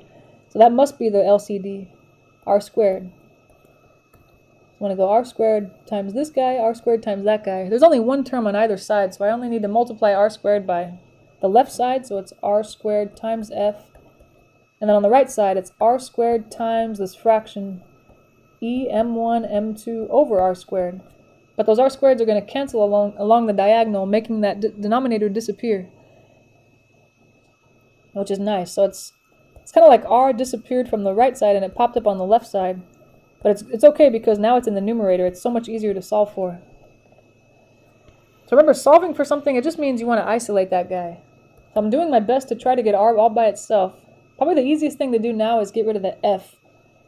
So since it's r squared times f, I'm going to do the opposite and divide by f. There, yeah. Okay. The f's disappear from the left side, just leaving that r squared. And we're almost there. We almost have r by itself. The right side looks terrible, but who cares? As long as you end up with r by itself, that's all that really matters.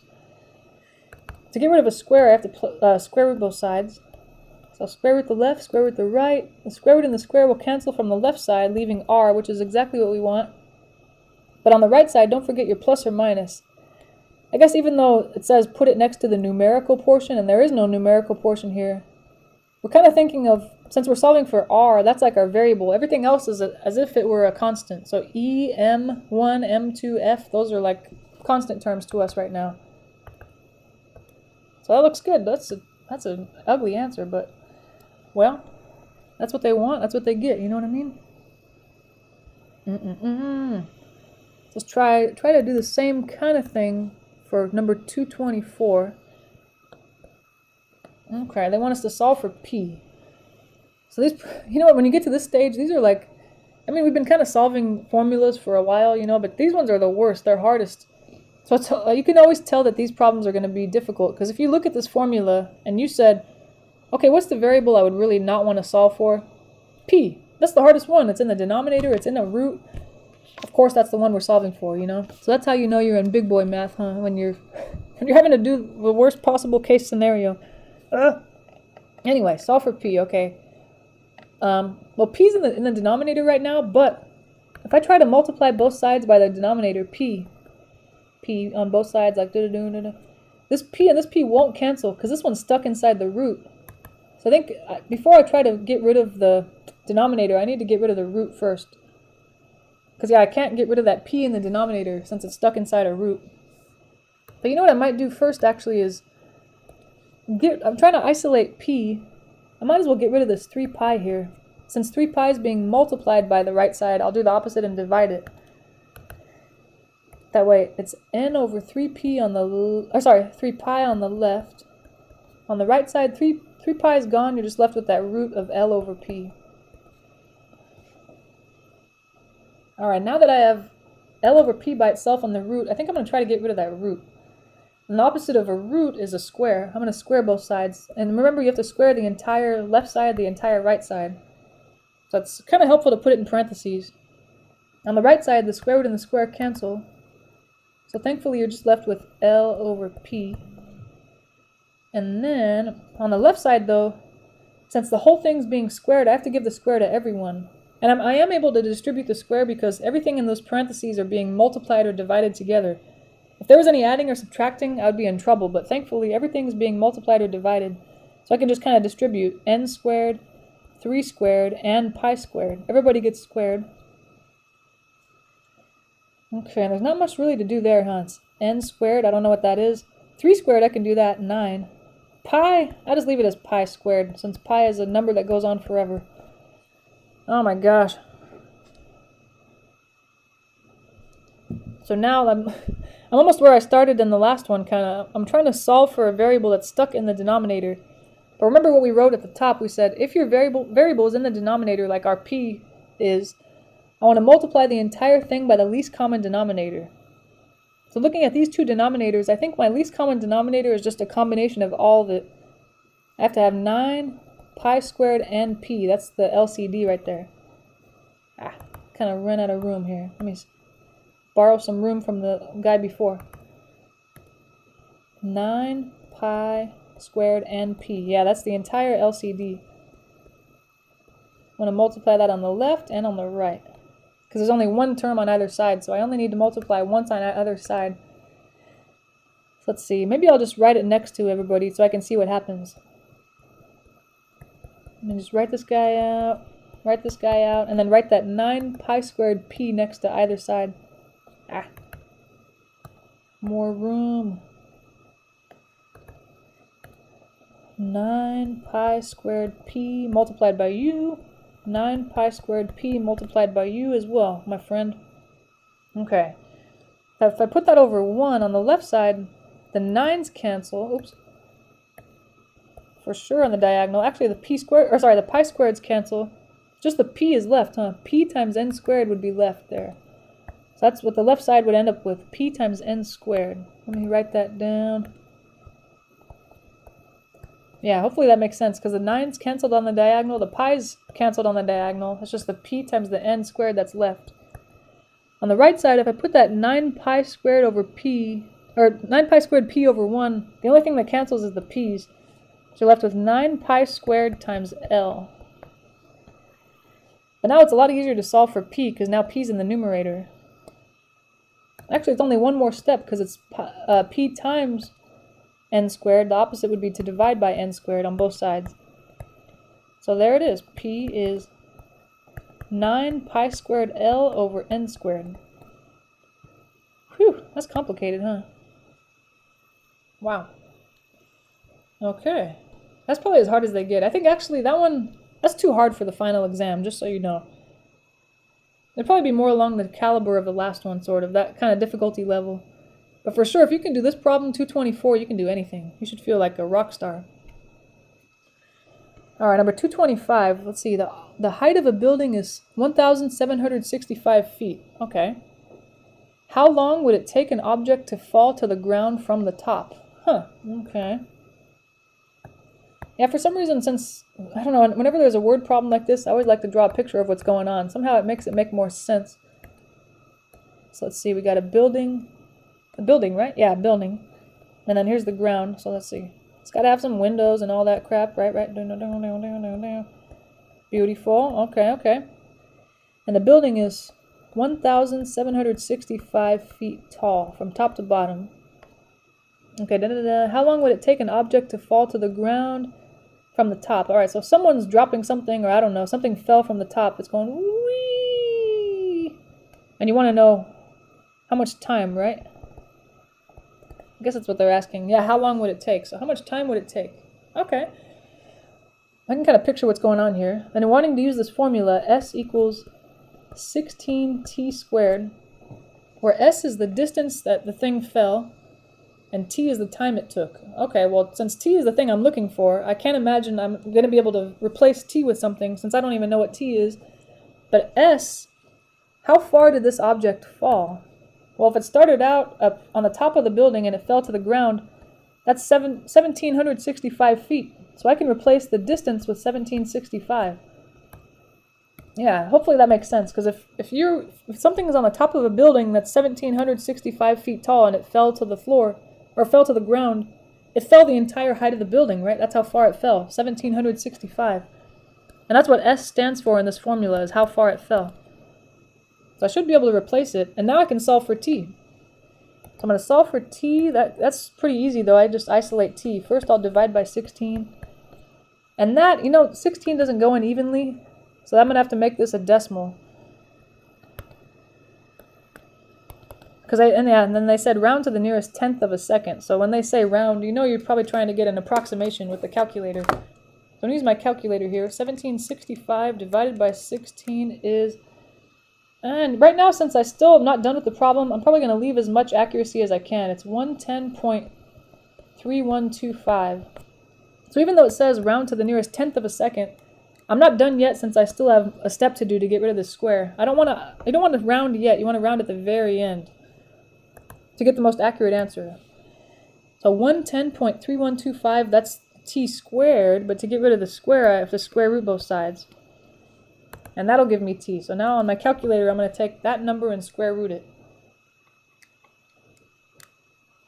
And I get 10 point... They want us to round to the nearest tenth of a second, so 10.5 seconds. Alright, so since this is a word problem, I should put it in words, I guess. The object takes 10.5 seconds to fall to the ground. Wow. Doesn't seem like a long time, huh? But when you count it out, I guess that's a long time. 1,000, 2, 1,000, 3. Yeah. Alright. Good times. Alright, we're almost there, you guys. Almost done. Now it's just all graphing from here.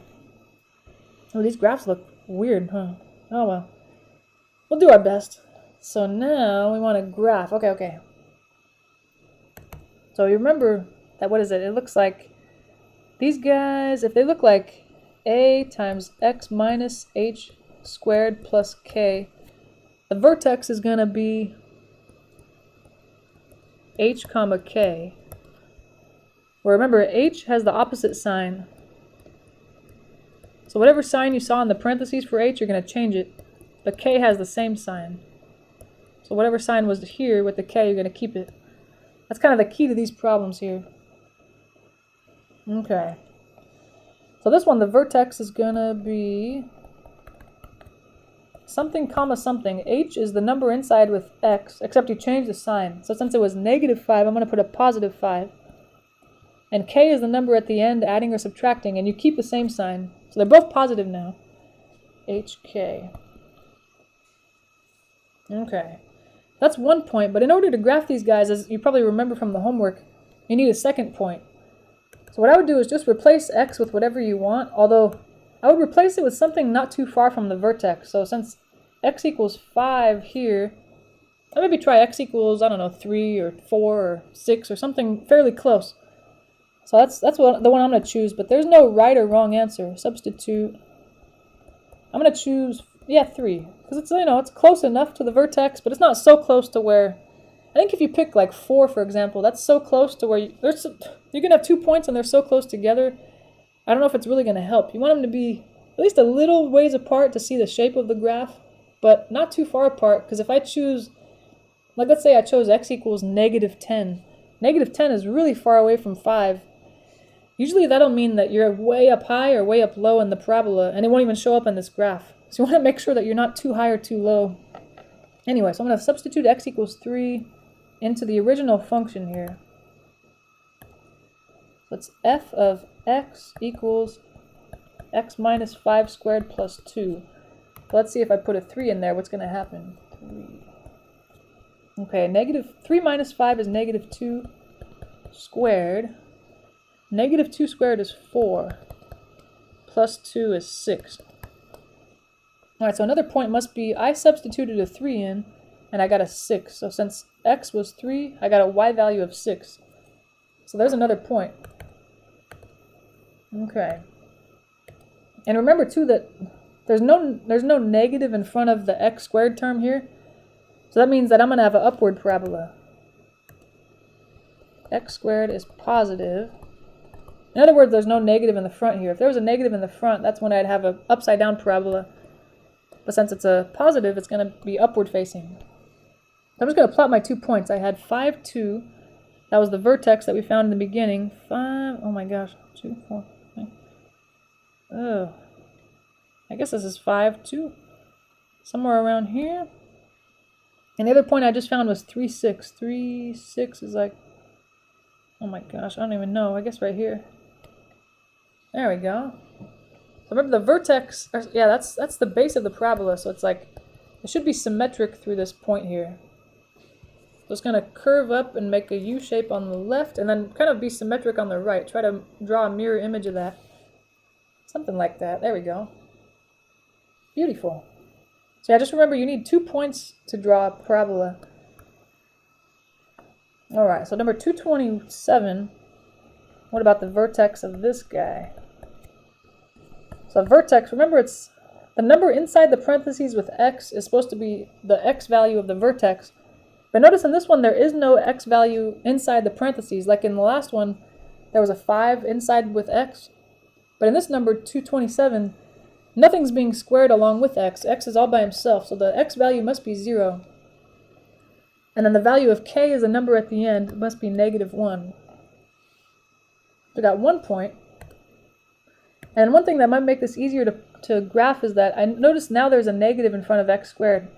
That means it's going to open downward.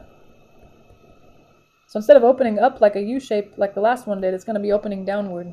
That might kind of help me visualize this guy before I graph it. So I've got 1 point, I got to find another point. I'm going to have to substitute some x value in, and I want to keep it somewhat close to 0. But maybe not too close, so maybe how about 2? Or you could choose 3, 4, or something negative, negative 1, negative 2, negative 3. You know, so you don't have to get the same exact values that I get, as long as the graph looks somewhat the same. So f of x, the original guy, negative x squared minus 1, but I'm putting a 2 in there where x was. That's negative, okay, 2 squared is 4, minus 1, negative 1 minus, or sorry, negative 4 minus 1 is negative 5. So there's another point, 2 comma negative 5. Alright, now all I have to do is plot those 2 points. The vertex was 0, negative 1, where's that guy? He's about right here. And then 2, negative 5, that's like, somewhere around here. And yeah, remember that the graph should be symmetric about the vertex. So I'm drawing a vertical line, and I know that the left side and the right side should be symmetric. And we've already pointed out that this guy opens downwards, so the right side, I can kind of tell what he looks like because it has to go through these 2 points and round out. The left side, I'm just going to try to make it a mirror image of that side. Something like that-ish. It's close enough, you know. Okay, next guy. So the vertex, something comma something. So the x value of the vertex should be the number inside the parentheses with x. And I see that there's a 2, but remember the x value, you always change the sign. So instead of a positive 2, it's a negative 2. The y value, though, is supposed to be the number at the end, but there is no number adding and subtracting at the end. I think we've seen this before, though, where they're trying to trick us. I'm going to rewrite this guy. I'm going to write the negative 3 x plus 2 squared first, and then the 4. going to put the 4 at the end, plus 4. Now I can tell this guy's going to contribute. He's the other part of the vertex. 4. So be careful if they switch the things on you, because it should look like, you know, a x minus h squared plus k. If they put the k in the front, you need to move it to the back, I guess, kind of. They always like to do that. Okay, so the vertex is -2 because you change his sign, and then +4 because you don't change his sign. All right, got 1 point, and then something that might help is that, notice there's a negative in front of the x squared term, so it's going to open down like the last one. That'll maybe help us graph this guy. But just to get a good feel for it, I need 1 more point. I'm going to substitute some x value in. I'm going to go back and look at my vertex to see, I want to stay close to that guy. So the x value there was -2, maybe 0. I mean, 0 is pretty close to -2. But don't feel like you had to pick 0. You could pick -3, -4, or -1, or 0. Even +1, that's fine as well. But okay, I want to substitute it into the original function that I was given there. F of x was 4 minus 3 times x plus 2 squared. But I'm deciding to substitute 0 in that guy. So I'm going to put a 0 where x was. And then see what happens with this guy. That's 4 minus 3 times 0 plus 2 is 2 squared.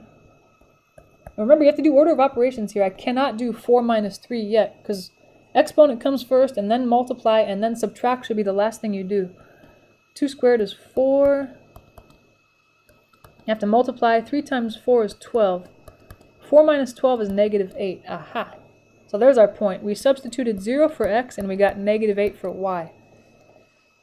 We got 2 points. The first one was -2, 4. Let's see, where's that guy? -2, 4. He's about right here. The point we just found was 0, -8. Where is that? Somewhere down. I can't even see these things. Let's just say that's 8. That seems way too low. Whatever. It'll be more clear on the test, I promise. And we said this thing opens downward, and it should be symmetric about the vertex. So I can kind of tell what the right side looks like, because these dots have to connect. And then go down and curve out. But then the left side, I guess, is going to be a mirror image. That's close. Alright, that's terrible, but whatever. Close enough, right? Looking good, okay. Alright, we're on the last leg of this thing. These ones are the same exact thing, except notice that numbers 229 through 231, they're not in the right form. I want this to look like, you know, the same kind of thing as the last one, x minus h squared plus k. Because then I can say, oh, the vertex is blah, just like the last one. But these guys are not in the right form, so I have to, like it says, complete the square to make these look like they're in the right form. This is x squared minus 9x plus 14. All right. Remember how this went. You have to go, oh, these are terrible. If there was a number in front of x squared or a negative in front of x squared, I'd have to factor it out of the first 2 terms, but not the constant term. Thankfully, though, this guy has no, what's it called? Nothing in front of x squared. I'm just going to leave it the same. I'm going to move the 14 out a little bit, though. And now you want the magic number. Okay, the magic number is, I'm going to have to do this off to the side. Half of -9 squared. Ugh, that's terrible. Let's see, half of -9. I can't really do that, you know, because 9 isn't even, but I can put the 9 over 1 and multiply across. 1 times -9 is -9. 2 times 1 is 2. And I have to square that. Ugh. -9 over 2 squared is 81/4. Sadly, that's our magic number. I add that here. But remember, since it's not an equation, I'm not able to add this to both sides of an equation. I have to balance it out by, if I added it there, I subtract it here. Ugh. Terrible. Okay, and then the first 3 terms, these are kind of like what you want that to be the h minus k squared part of your problem. But this should factor into x plus or minus something squared. And remember we said before that this something right here, it'll be half of the coefficient of x, which you kind of found halfway through your magic number thing. Half of -9 was -9 halves. It's kind of a cheating, oops, not equals, dang it. It's not cheating, but it's a nice trick, especially when your magic number is ugly. It's really hard to factor those guys. And then these two we need to combine as like terms. But one's a whole number, one's a fraction. So I have to put the whole number over 1, find a common denominator by multiplying it by 4. Okay, let's see. 14 times 4 is 56 over 4. Okay. X minus 9 halves squared.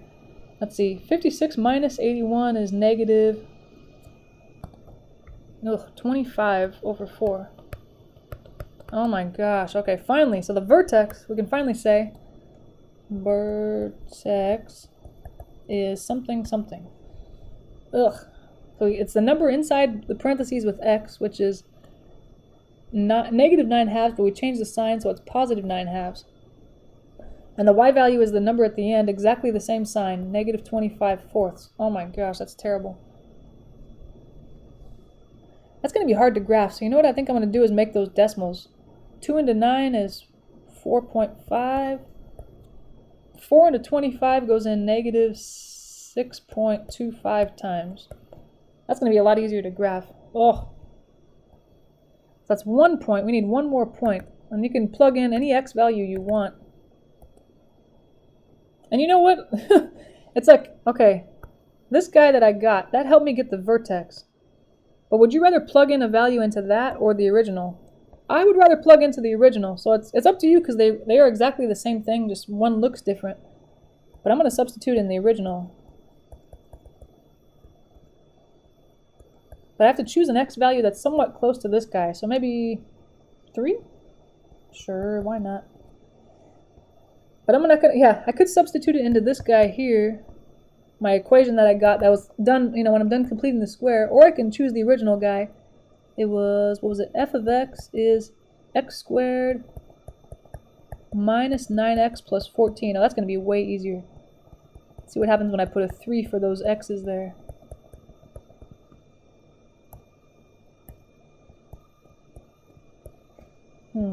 Okay. 3 squared is 9 minus, 9 times 3 is 27 plus 14. Okay. 9 minus 27 is negative 18. Negative 18 plus 14 is negative 4. My point must be 3, negative 4, because I chose negative 3 as the x value. Oh my gosh. Alright, almost done with this one. I got 2 points. Let's see, 4.5, that would be, I don't know, between 4 and 5. Down 6.25. That's just a little further than 6. Oh my gosh. It's like here, maybe? Yeah, as long as you're in the ballpark, I think you're good. The next point, 3, negative 4, was right here. And it should be symmetric about the vertex. So if I draw a vertical line through that guy and connect the dots on one side, the other side should look like a mirror image. So,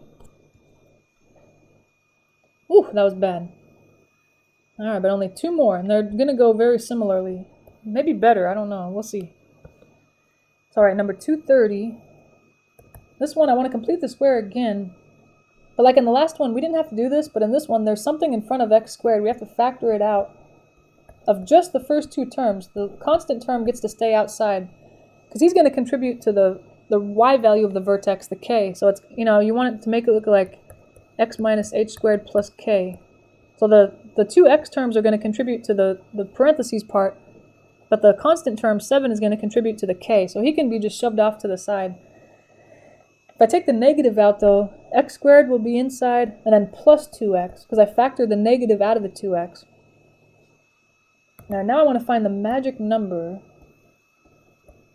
See what to add inside the parentheses. It's half the coefficient of x, which is 2, half of 2 and then squared.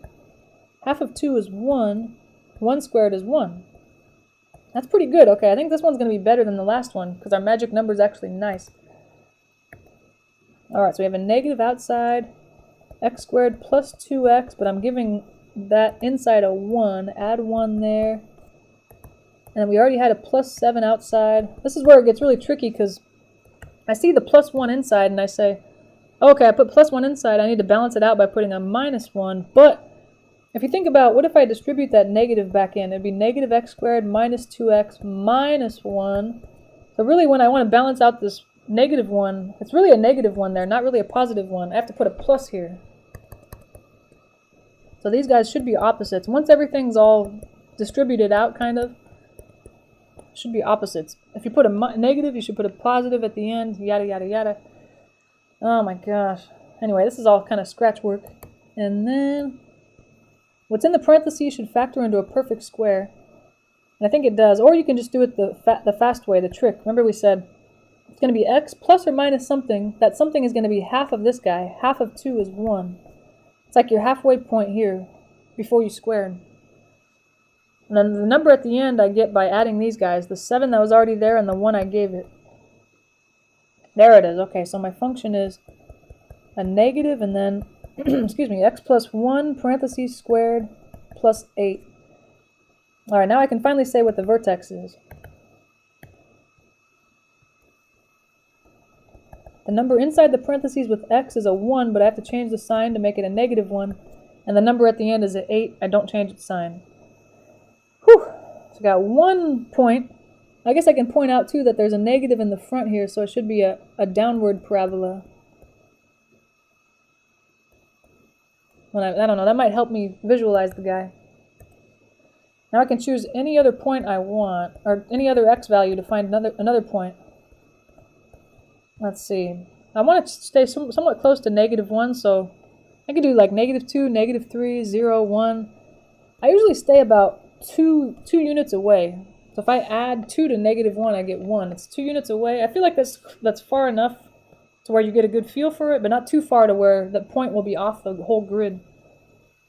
I can substitute x equals 1 into the function we got here or the original guy.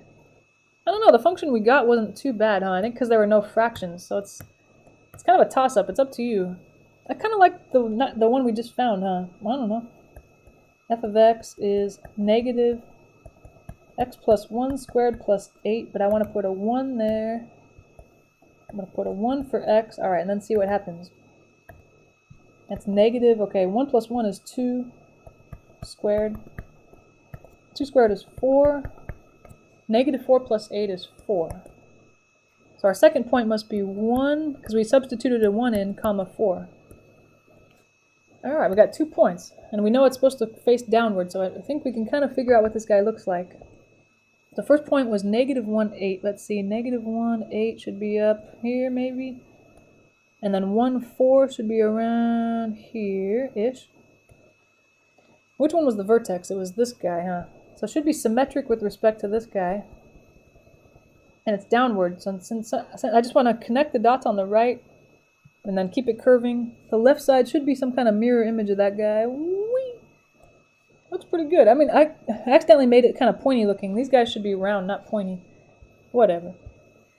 Whew! Last one, you guys. Yay! And I think you're ready. Alright, I need to do the same thing. Complete the square.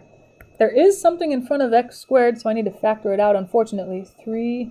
But remember, it's hard to remember, but you only factor it out of the first 2 terms. Just remember that the constant term, he's going to contribute to k, the value of k. So, okay, if 3 comes out, what's left? X squared minus 8x, right? Because 8 times 3 is 24.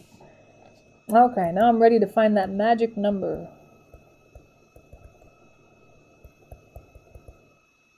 What is that guy? Okay. Half of the coefficient of x, half of -8, and then squared. Half of -8 is -4. -4 squared is 16, so that must be the guy. So I want to add 16 inside those parentheses next to the x squared and the -8x. Alright, but I gotta really think how to balance this out. Because I put what looks like a 16 in there, but it might be more or less depending on how I distribute. So I'm going to check. What if I distribute that 3 back in? 3x squared minus, 24x. What's 16 times 3? 48. So really it's like I added 48 in there instead of 16. Because I put it in the parentheses, which implies it's going to be multiplied by the 3. So I actually need to balance this out by subtracting 48 at the end. Yeah, if you add, you have to subtract the same number. If you were to subtract, you'd have to add. Okay, that was all just kind of scratch work right there, thinking. Oops. Ah. Yeah, so that part, I was just thinking of what do I need to balance it out. I mean, I guess if you can think of that already, then you don't really need to write this out. But okay. What's in parentheses should factor into some perfect square. the number that goes in there is going to be half of the coefficient of x. Half of -8, which we found here halfway through the magic number, is -4. And then the 50 and the -48 combine to make 2. Okay, there we go. Now we can say the vertex is the number inside the parentheses with x is 4, changing its sign, and the number at the end is 2, keeping its sign. So we got 1 point, and then notice that there's no negative in the front. It's a positive here, so it's going to open up, like a U shape sort of. So that's good to keep in mind. And then I need 1 more point, so I'm going to substitute something somewhat close, or substitute, yeah, some x value somewhat close to this guy. And like I said, I always stay about 2 away. I think that's a good distance. You don't have to, but it's kind of, yeah, kind of gives you a good idea of what the graph looks like without jumping off the graph. So I go x equals 2. You can go x equals 6, or even x equals 0 would be good. That's fine. Now I have a choice if I want to substitute it into this guy or the original guy. I think if the guy I get here when I complete the square doesn't have fractions, I'll probably substitute it in there because I think it's kind of nice. But if it has fractions, I'll go back to the original. No question about it. Okay, so there's a 2 going for x. What's that going to be? 2 minus 4, -2. Let's see, -2 squared is 4. 3 times 4 is 12. Plus 2 is 14. Aha! Ooh, look at that. I even went off the grid a little bit. 2, 14 is going to be the number. Uh-oh. I think this graph only goes up to 10. Oh, well. We'll extend it, you know? We do what we want in this class. I do whatever the heck I want. The vertex was 4, 2. That guy's about here. And the point I just found was 2, 14. Oh, I might have to extend it. 10, 11, 12, 13, 14. Yeah. That point's like way up here. Uh-oh. We gotta better erase some of this stuff here, so I don't confuse myself. Watch out. Yeah, I'll just say, I figured it out, it's 14. Alright, and then this thing we said opens up, right? Yeah, so it should be symmetric with respect to the vertex, which was this guy. Alright, I'm going to connect the dots on the left and try to round it out. On the right, try to make it look symmetric, and beautiful! Alright, you guys made it to the end. Good job. You're ready to kick booty on the final.